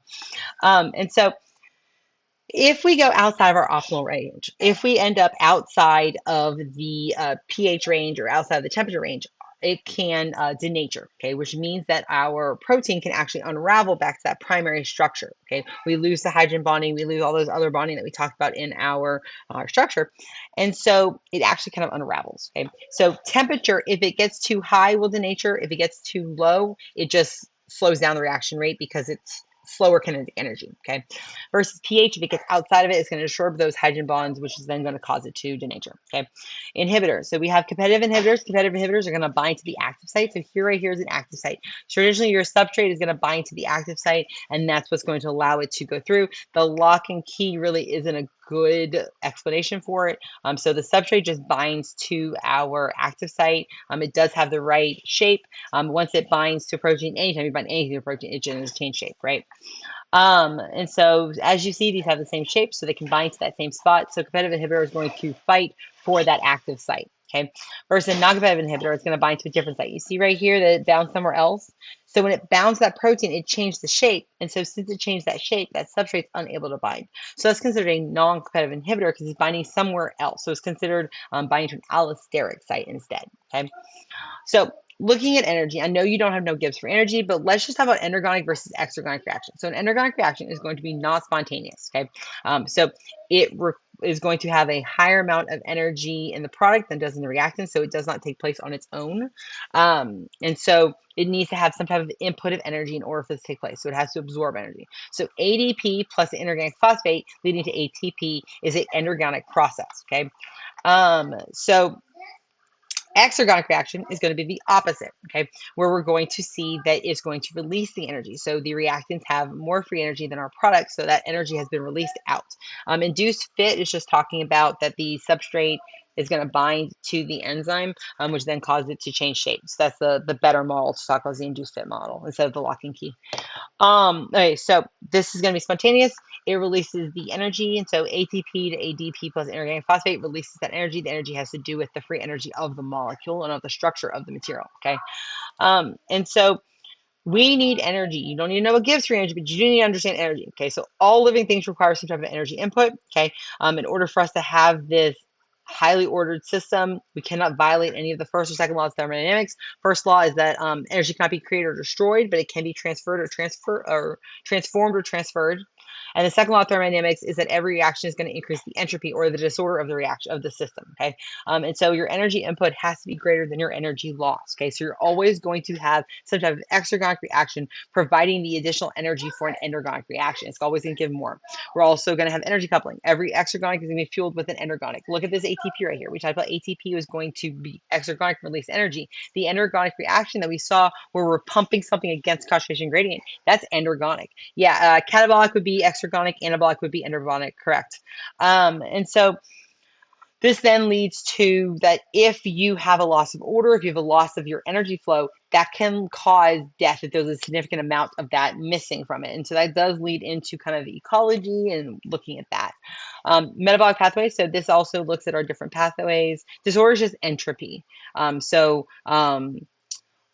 randomness of the molecule. So like if you think about like glucose is a nice structure, right? It's all compact together versus the carbon dioxide in the water that makes up the glucose, if you may. That's going to be more random and all over the place and kind of disordered. So that is an increase of entropy when you break the bond. Okay. So metabolic pathways, we have some type of starting material and some type of final product. You notice that each individual step of the reaction is going to have different enzymes, okay? And so they may ask you questions about that. If you denature one of these enzymes, what happens? If you inhibit one of these enzymes, what happens? And so you kind of have to understand that you need that energy to speed up this reaction. So you'll have, like, so let's say enzyme 2 was denatured, then you'll have a decrease in the amount of substrate C. And if you don't have enough substrate C, then you're not going to have substrate D or whatever this is, right? And so that's looking at that. It's not specific on what range. So each individual protein is going to have a different high and low. So they'll have to give you in the question what the appropriate pH is going to be or what the appropriate temperature is going to be. So we'll go from there. Okay. Sorry, I missed one. Core metabolic pathways are conserved. So like thinking about like the cellular respiration, photosynthesis, looking at the light reactions and the oxyphosphorylation, all those main components, those have been conserved across all of evolution, right? So all of our organisms can go through some form of these different components, okay? So looking at photosynthesis, I hate doing photosynthesis first, but this was the order that we had in the CD, so that's what we're doing. So this is a series of reactions that use our carbon dioxide in our water and then light in order to make carbohydrates as well as oxygen, okay? Evolution, right? Thinking about where photosynthesis start, it started in prokaryotes, right? There was cyanobacteria, and there's evidence to prove the cyanobacteria is what produced the oxygen that we have in the environment. And so there's actually these iron bands that you see in the rocks, which tell us about how long ago it was. And so the prokaryotic photosynthesis pathway is the foundation that we got in order to get the eukaryotic photosynthesis, okay? Where am I at? Why is it not clicking? Okay, so here we can see a chloroplast, okay, as we already mentioned before, the outer membrane, the inner membrane.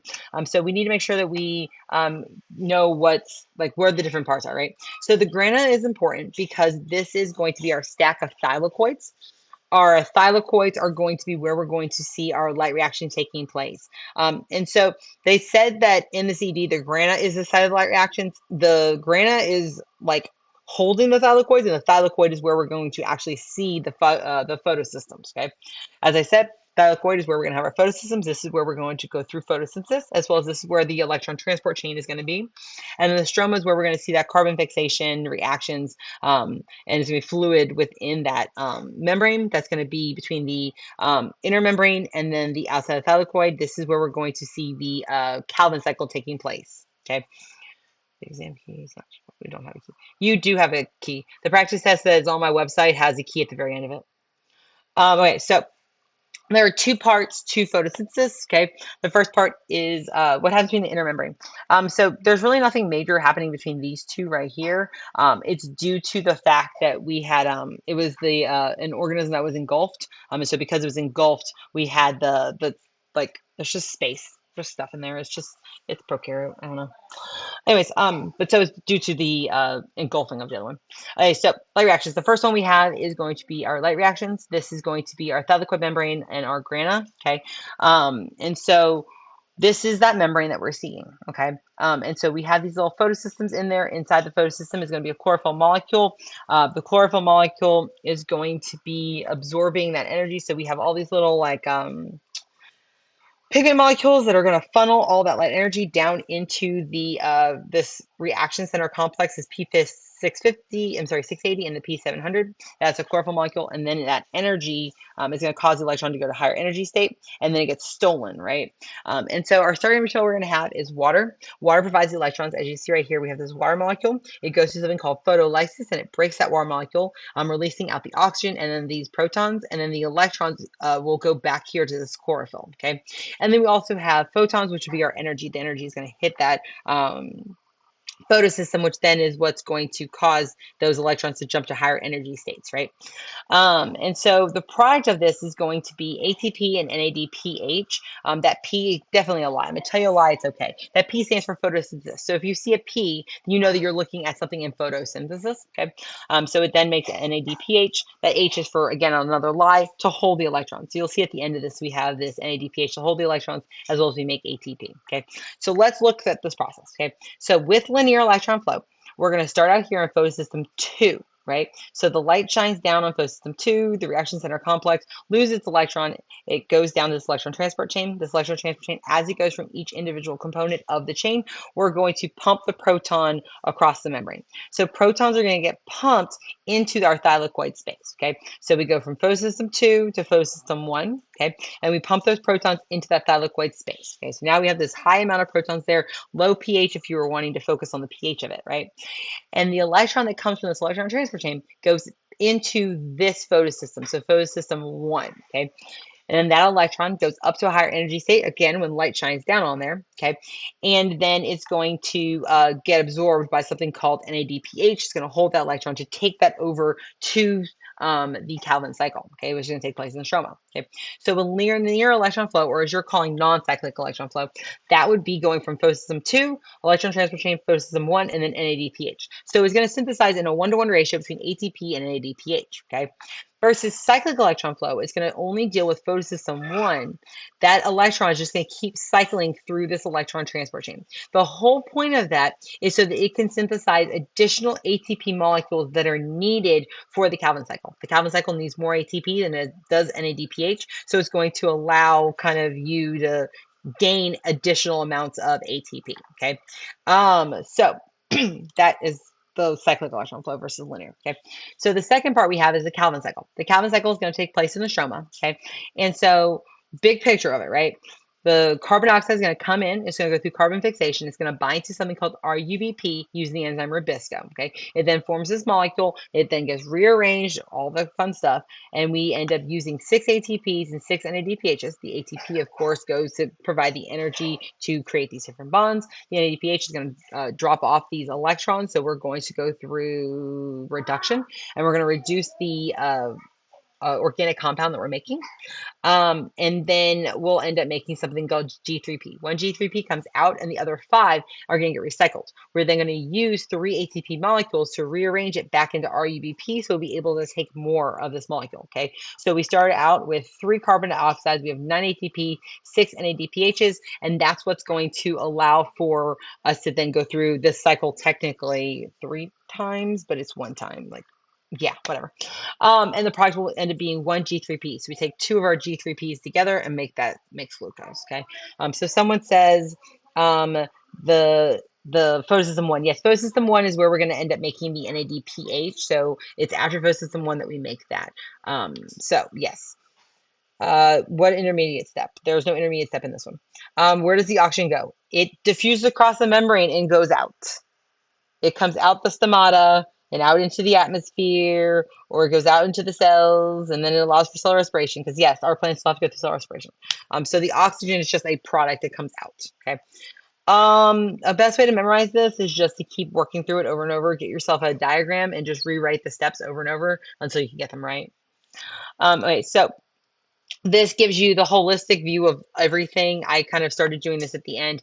Yeah, there's a video just on Unit 5 if you need. Ferredoxin is in this electron transport chain. Again, you don't need to know ferredoxin, so why are you overwhelming over it? Like, they just want you to have big picture. This is the big picture. Don't get too hung up on the teeny details. Okay. So cell respiration. That's why I think y'all get so hung up on those details and you get really focused. All the units were affected by the CED. They kind of reshifted a lot of things around, but the content's all basically there. They just had like minor differences. Unit 8 gained a bunch of stuff, but other than that, there really wasn't anything major that changed. Okay, so cell respiration, series of coordinated enzyme catalyzed reactions that capture energy from biological macromolecules, synthesize ATP. So what we're going to do, C3, C4, and CAM is not in the CED, so you're not required to know that. So I wouldn't really worry about that. Those are evolutionary advantageous. This is C3. So right here, when we're looking at that, it's going to form this 3-carbon structure, that's going to be C3. Versus when we look at like C4 makes goes through oxaloacetate, and then the CAM is going to go through like these different organic acids. Those are evolutionary advantageous because of the fact that they have to close their stomata during the day, which causes them to not have as much carbon dioxide going into their cells. Okay. So here we look at our mitochondria, just like we looked at with our chloroplasts. Okay. So important parts to know about this. So cristae is where we're going to see the location of our oxidative phosphorylation. The intermembrane space is going to be where the protons are going to build up. And for the CED, yeah, I don't know what all of your individual teachers made you memorize. I figured the easiest thing for me to do was to focus on the CED and give what was on the CED. C3, C4, and CAM are just different adaptations to different environments. So, okay, so matrix, this is going to be where we have our Krebs cycle taking place, okay? So the first step of cellular respiration is going to be glycolysis. This takes place in the cytosol. We start out with glucose, and we end up with two pyruvates, 2 NADHs, and then 2 ATP. Pyruvate is the big thing we're looking at. So this is a 6-carbon structure, and then this is a 3-carbon structure. So what we see is that the glucose is breaking into 2. That's why we call it glycolysis, because the fact that we're looking at sugar split. We take a sugar molecule and we're splitting it into 2, right? And so NADH, the H stands for holding it. So we're going to hold the electron so that we'll be able to then move it over into the next step, which would be take it over to electron transport chain. Okay. And then NAD, we're going to end up making 2 molecules of ATP. It comes off of the energy that's released. Okay. So after we go through glycolysis, we go into something called a link reaction. Okay. But what happens if we don't have any oxygen? What happens if there's no NADH available, NAD plus available? Okay, then the cell is going to have to go through fermentation. Okay, so with fermentation, what we're going to do is that we're going to see that I can't kick y'all. I don't really know what you're talking about. Okay. What we're going to see is that with fermentation, we're going to have glycolysis. Glycolysis is going to kind of first go through in order for us to be able to synthesize this pyruvate. It also allows us to synthesize the ATP, so we can make a little bit of ATP. But since we have no oxygen, we're unable to go through the rest of the steps of the cellular respiration. And so because of the fact that we can't go through the rest of the steps of cellular respiration, we're going to need to go through fermentation. So fermentation's job is just to allow us to take the electron off of the NADH to remake the NAD plus so we can continue going through glycolysis. Okay. And so the product with this will be alcohol or lactic acid. Okay. That's really all that we have in the CED on that. Okay. So after we get out of glycolysis, we go through something called pyruvate oxidation. Pyruvate oxidation is just going to oxidize your pyruvate. We have 1 carbon dioxide coming out, and we have 1 NADH that's made, okay, per pyruvate. And then we're going to add a coenzyme A, so that makes our acetyl-CoA. So the acetyl-CoA is going to come into our citric acid cycle. This takes place in the mitochondrial matrix, so it's kind of on the inner part. So if you think back to like the membrane, like this is the matrix right here on the inside. So this is where we're looking at the Krebs cycle taking place. Okay, and so it ends up making 2 carbon dioxides, 3 NADHs, 1 FADH2, and 1 ATP per turn of the cycle. Okay, and you'll notice here this is GTP. GTP is just like ATP, just instead of adenine, we have guanine. So it's basically the same. And so at this point, we will have finished breaking down our whole process, right? We have completely broken down all of the glucose that we started with, and all we're going to have is a like the electrons, those high energy electrons. Okay, so Calvin cycle, photosynthesis, Krebs cycle is in cellular respiration. Somebody said that Krebs kind of makes us think of crabs, and so like the crab is going to go through cell respiration, so that might be how you can remember. I'm not really sure. Okay, so Our last step we have is oxyphosphorylation. This is going to take place in our cristae. And so the inner membrane of the mitochondria is called the cristae. And so this is where we're going to see the NADH and the FADH2 are going to drop off their electrons. They have high energy. And so as they drop in energy, they're going to pump a proton across that membrane. Okay. And so those protons are going to build up in the intermembrane space. So the spaces between the two membranes, you're going to see a high concentration of protons in that area. Okay. And so that is what we call the electron transfer chain. At the end of it, we're going to have an oxygen molecule that's going to take up, yes, I listed it for only one spin. So the oxygen right here is going to take those electrons, plus it's going to take some protons, which then allows it to make water. So that's how we have our byproduct of water from this process, okay? After we've created a gradient, that gradient is then going to be used to fuel ATP synthase. Protons moving down their concentration gradient is going to be a passive transport, right? It will release energy. It goes from high concentration to low concentration. It's going to have a high potential energy because it's kind of stored on one side versus the other, okay? And so that releasing of energy is then going to fuel ATP synthase to turn, which will allow it to phosphorylate that ADP to make ATP. I'm so sorry about my kids, y'all.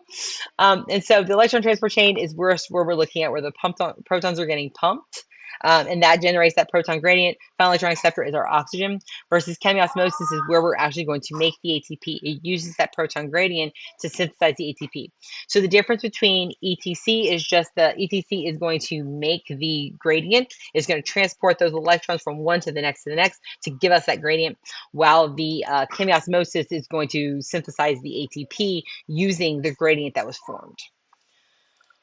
So here is your big picture showing you all the different stuff we just mentioned with cellular respiration. So it's all together in one fancy little spot. I just made the diagram smaller so we'd be able to fit it all in one spot. So practice questions. So describe the role of the inner mitochondrial membrane in cellular respiration. So let's look back at the chat and see if there's any questions I needed to answer. Someone who took AP Bio, got a 4 on the exam. Letting y'all know if you're here, you're probably going to do great. Oh, thank you, Strawberry. Okay, yes, fermentation is anaerobic. Teachers all the way. Yes, I'm all the way through Unit 6 in my class too. So my kids are actually having a mock exam for their final exam. Like this isn't even for them. This is for y'all. Sorry. Okay, so that inner mitochondrial membrane, as we said, was the site of oxidative phosphorylation. And so that's the part where we're going to see where we're going to generate that proton gradient from the electron transport chain. We're also going to see that membrane is going to allow for that proton gradient that's going to allow us to synthesize the ATP. Y'all! It's going to make that gradient that's going to allow us to be able to synthesize the ATP. Okay, and so it provides the location for electron transport chain, ATP synthase, or oxidative phosphorylation. It separates the different reactions in the inner membrane space. So it separates the Krebs cycle that's taking place in the matrix from the oxidative phosphorylation that's taking place on the membrane and with the proton gradients that is being formed into the intermembrane space. And it also allows you to form that proton gradient. Okay. Yes, it's for oxidative phosphorylation. I see some of you are still here and you're still answering. My class is so far ahead because I like it as like an easy separation. We also started in end of July, early August. And I like to still teach animal systems to my students. So you should be in Unit 4 by now. Midterm should be Unit 4.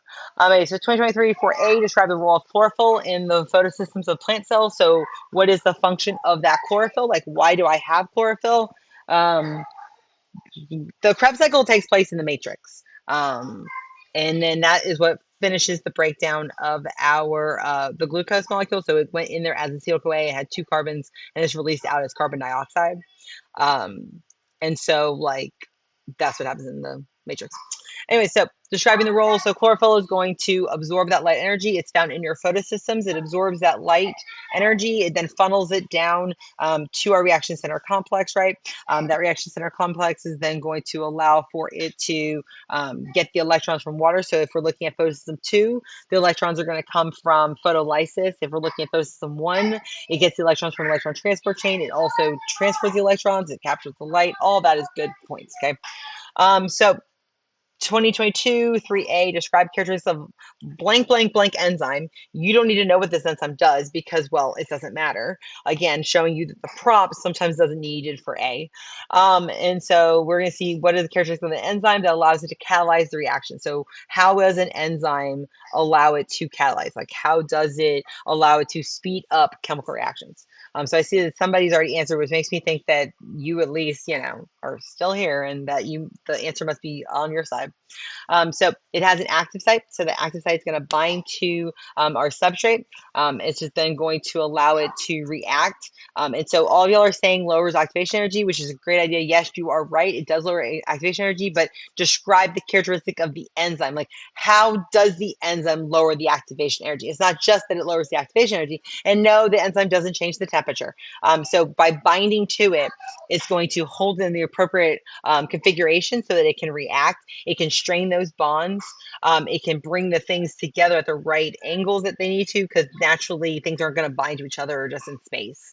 And then the next question we have is describe the primary advantage for a mammalian muscle cell in using aerobic respiration over fermentation. Why would you want to go through respiration over going through fermentation? So you have to think back to what was the difference between respiration and fermentation. Respiration was going through glycolysis, Krebs cycle, and oxidative phosphorylation, versus fermentation only went through glycolysis. So if you're looking at glycolysis alone, you're seeing there's only 2 molecules of ATP made, versus if you look at the full process of aerobic respiration, then you're going to be looking at that we've got glycolysis making 2, Krebs cycle making 2, and then the whole point of chemiosmosis that makes like 34 to 36. So you've got a ton more ATP made in aerobic respiration than you have made in fermentation. And so there's more ATP per molecule that's produced by aerobic respiration. So that would be an advantageous, like why you would want to do aerobic respiration over fermentation. Okay. So that brings us to 3. Oh my God, how are we still here? So unit 4, thank you to the 158 that are still hanging with me strong. I'm so proud of y'all. We're going to rock this. So this has to do with cell communication, signal transduction, the feedback, the cell cycle, as well as regulation. Can I go over how chlorophyll helps in photosystems, like reaction? So when you look at the photosynthesis, let's go to the second. Right here, this is our photosystem. And so chlorophyll, number 1, there's a couple different chlorophyll molecules, but the main one we have is right here. This chlorophyll molecule is going to absorb that energy that's from the funneling of that light in. And that's what's going to allow that energy to cause the electron to go to a higher energy state. And because it goes to that higher energy state, it's going to allow them, it goes to higher energy state, which then allow it to get stolen. Okay. So I think I've answered your question. I hope I've answered your question, because it's what's allowing the energy to come in to go through. Okay. So going back on this. Boop, boop, boop, boop, boop. Okay. So we already did these. Yay, we're back here. Okay. So we're going to do the cell cycle, and then we're going to go to regulation of the cell cycle. Okay. So cell communication, we can have direct contact. Okay, so there can be, as we talked about, glycolipids, glycoproteins. No, you have no mods. It's just me. I'm just a teacher. I'm just trying to help students in the world. Can y'all not just be responsible adults, like grown individuals, and not be needing regulation? So direct contact, they can be bound to each other. And so you'll have a glycoprotein or a glycolipid on one membrane. And because of that glycoprotein and that glycomembrane, we're going to see that the other one there'll be a receptor on another one that can bind. And because of the fact that it binds, it can then directly connect to each other. So right here, you can see that they can bind one another, as well as if they have gap junctions or plasmidesmata, they're connected to each other. And because they're connected, their cytosols, the materials in one cytosol can go to the other. Okay. And so you're able to have direct contact over there. Okay. So we also have chemical signaling. So with chemical signaling, we can see that there can be either short distance where, like in autocrine, it releases from the cell and it binds to a receptor on the cell's membrane. So that's usually what we see with apoptosis, as well as a couple other different signaling pathways. Paracrine, we're going to see where the signaling molecule goes out into the surrounding area and it binds to a nearby cell. The reason why we have that, we know it's a target cell, is going to have the right receptor for that right signaling molecule or the ligand. And then long distance has to do with like hormones, and they're going into the bloodstream. And so they're going to travel a long path. okay? And so since they go that long path, it's gonna, take a little while to get there, all that stuff, okay? You do not need to know autocrine, paracrine, or endocrine. Those at this point were not stated in the CED. You may see them on the exam, but they would have to explain what those mean to you because you're not required to know those. But I would at least know what it means by short distance versus long distance in terms of the exam. Okay. So there are 3 steps we had in our signal transduction. The first step is reception. So reception has to do with that your ligand, your signaling molecule, is going to bind. I made my kids memorize it too, but like in terms of the CED, I don't think you're required to know it. I'm harsher on my students than I am on anyone. Okay. Anyway, so if you take, I already said something to RBC AP Bio. I said at the very beginning of the session, you should have been listening. So the ligand, the signaling molecule, it's going to bind to the receptor. So here you can see that ligand, that signaling molecule, it binds to the receptor. Anytime you bind anything to a protein, it always changes shape. Okay, so that shape change is going to be the very first start that we have for transduction. Okay, and so the rest of this is just looking at the other steps. So right here, only right here, where the ligand binds to the receptor, that is looking at reception. Okay, so an example that your book or the CED had was about G protein coupled receptors. So G protein coupled receptors, of course, work with G proteins. And so there's 2 different types of ligands. We can have steroid hormones or we can have protein hormones. Steroid hormones are going to be released out by simple diffusion. So they are nonpolar. They get straight across the membrane without needing any type of help. Their receptor is going to be intracellular. They're going to have a receptor that's on the inside of the membrane. So in here somewhere is going to be the receptor. Why? Because it can get straight across that membrane. It doesn't need any type of transport protein to get across. Okay. So examples of that would be testosterone or estrogen. Versus a protein hormone is going to have a membrane protein. So as you see here, this must be a protein hormone because of the fact that it's going to have to bind to a receptor that's on the membrane. It can't get through. So direct contact would not really be considered a short distance. It's just called direct contact. Short distance implies that there is actually a signaling molecule that releases out and goes over. So if you're wanting to think about it being a short distance, then you could think about it being a short distance, but it's actually its own subsection called direct contact. And then there's short distance, and then there's long distance. Like those are 3 different subgroupings. Anyway, so the releasing of a protein hormone is by exocytosis. So as we saw, where we're going to have the transport protein is going to plasma membrane, open up, and it releases out into the environment. And then an example of this would be like insulin. Okay, so all that was just looking at reception. Into transduction. Transduction is everything you see after reception, before response. Okay, where do ligands go after they bind the receptor? They chill out in the environment.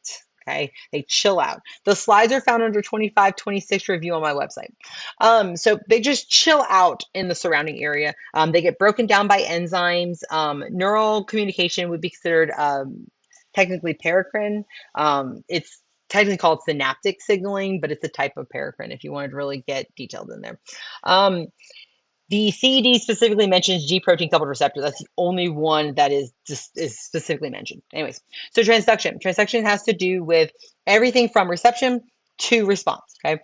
And so this has to do with this cascade. There's going to be all these intermediate molecules, and do the intermediate molecules, they're going to then amplify the signal.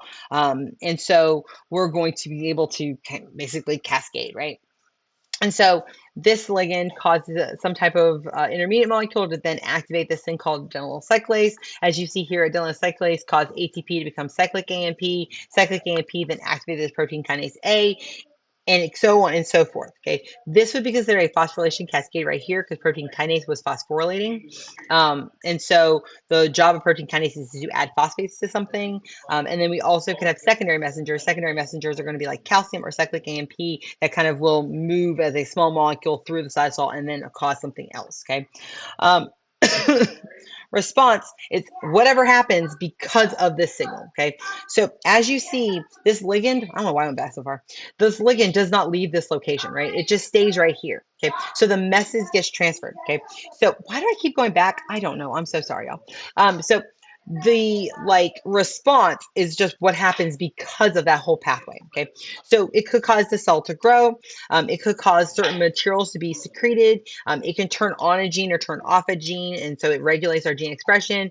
It can alter the function of the cell, and then it can also go through apoptosis. So if it gets the signaling, okay.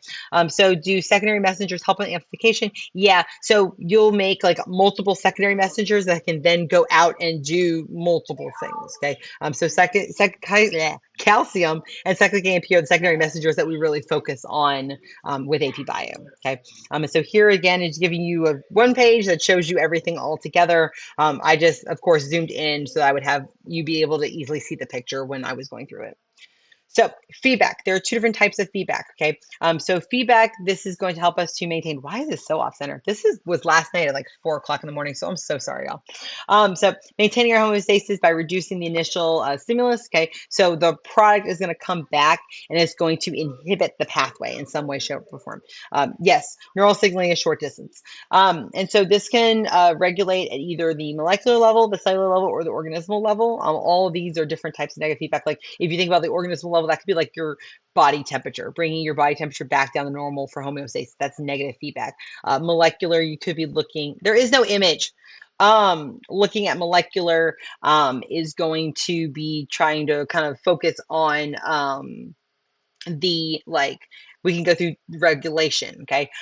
So if you want to see what the regulation loop looks like, here we have it, right? So we've got some type of response, and the response is going to come back and it's going to inhibit. So you see this little line right here? That line was meaning inhibiting. So if you see any type of like diagram on the exam or on your midterm that talks about this little, like it has like a line that's showing like negative inhibitance. Yes, I know there's a picture. I wasn't showing you the picture yet. So we were inhibiting at this point right here, okay? So then we also, if we want to show an exactual example, here you have threonine.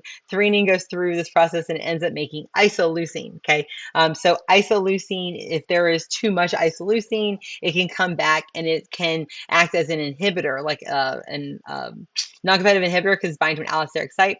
And so that stops the threonine from being made into the A intermediate. And so since it doesn't do that, we don't continue going through this pathway or slows down the pathway. The other one we have is positive feedback. Yes, I know there's no diagram. I'm going to show it to you in a second. Its job is to amplify the response. Okay, so the product comes back and it kind of increases the reaction and makes it so that it goes more frequently. Okay, so our effectors are going to come back and they're going to, as you see this arrow, it's going to stimulate it. It's going to cause us to go through this pathway more frequently. So the example we have here is, of course, childbirth. I could not find a better picture. I could not find a better example. I'm so sorry. It was either this or lactation. And so what we're seeing here is that the oxytocin is going to cause contractions, and of course cause the baby to get pushed farther out. The baby's head, of course, causes there to be more oxytocin to release. And so it's going to keep releasing oxytocin and keep increasing the contractions until finally the baby is delivered. Okay. So here again, visual showing them all. As you see, I kind of got a little more creative as I got more tired, I guess. So cell cycle. The cell cycle, we have two parts. We've got interphase as well as the mitotic phase. Interphase has three parts. You have G1, S, and G2. G1's responsibility is for, it's going to grow through all these, okay? But G1 is when it's going to duplicate the organelles as well as the cytosolic different components. The S phase is going to be when we're going to replicate our chromatin to make our sister chromatids. And then the G2 is going to be where our protein synthesis happens, our ATP produced in our large quantities. I don't see 67 likes. I only see 22. And then we have our centrosomes replicating. Okay. And so that's all that's happening in G2. So G1, S, and G2 are all part of interphase. Okay. Now, if it doesn't get the right signal, it's going to exit interphase and it goes into something called G0. Okay. But if it gets appropriate signals, and it will move over into the M phase. This is when we'll see mitosis, which is our nuclear division. After mitosis, we go through cytokinesis, which is part of the mitotic phase. I missed that line on there, so just go with me, sorry. So G0 is when it's just going to chill out. It's just hanging out of the cell. It's no longer dividing. It can re-enter the cell cycle if it gets a certain response to clue. It's a response to stimulus from the environment. I'm so sorry. I was very tired when I made this. Like this was like 4:30 o'clock in the morning. Like I was tired. Anyway, so when we look at mitosis, okay, Now in the CED, you directly have these. Okay, the role is for growth, tissue repair, and then of course asexual reproduction.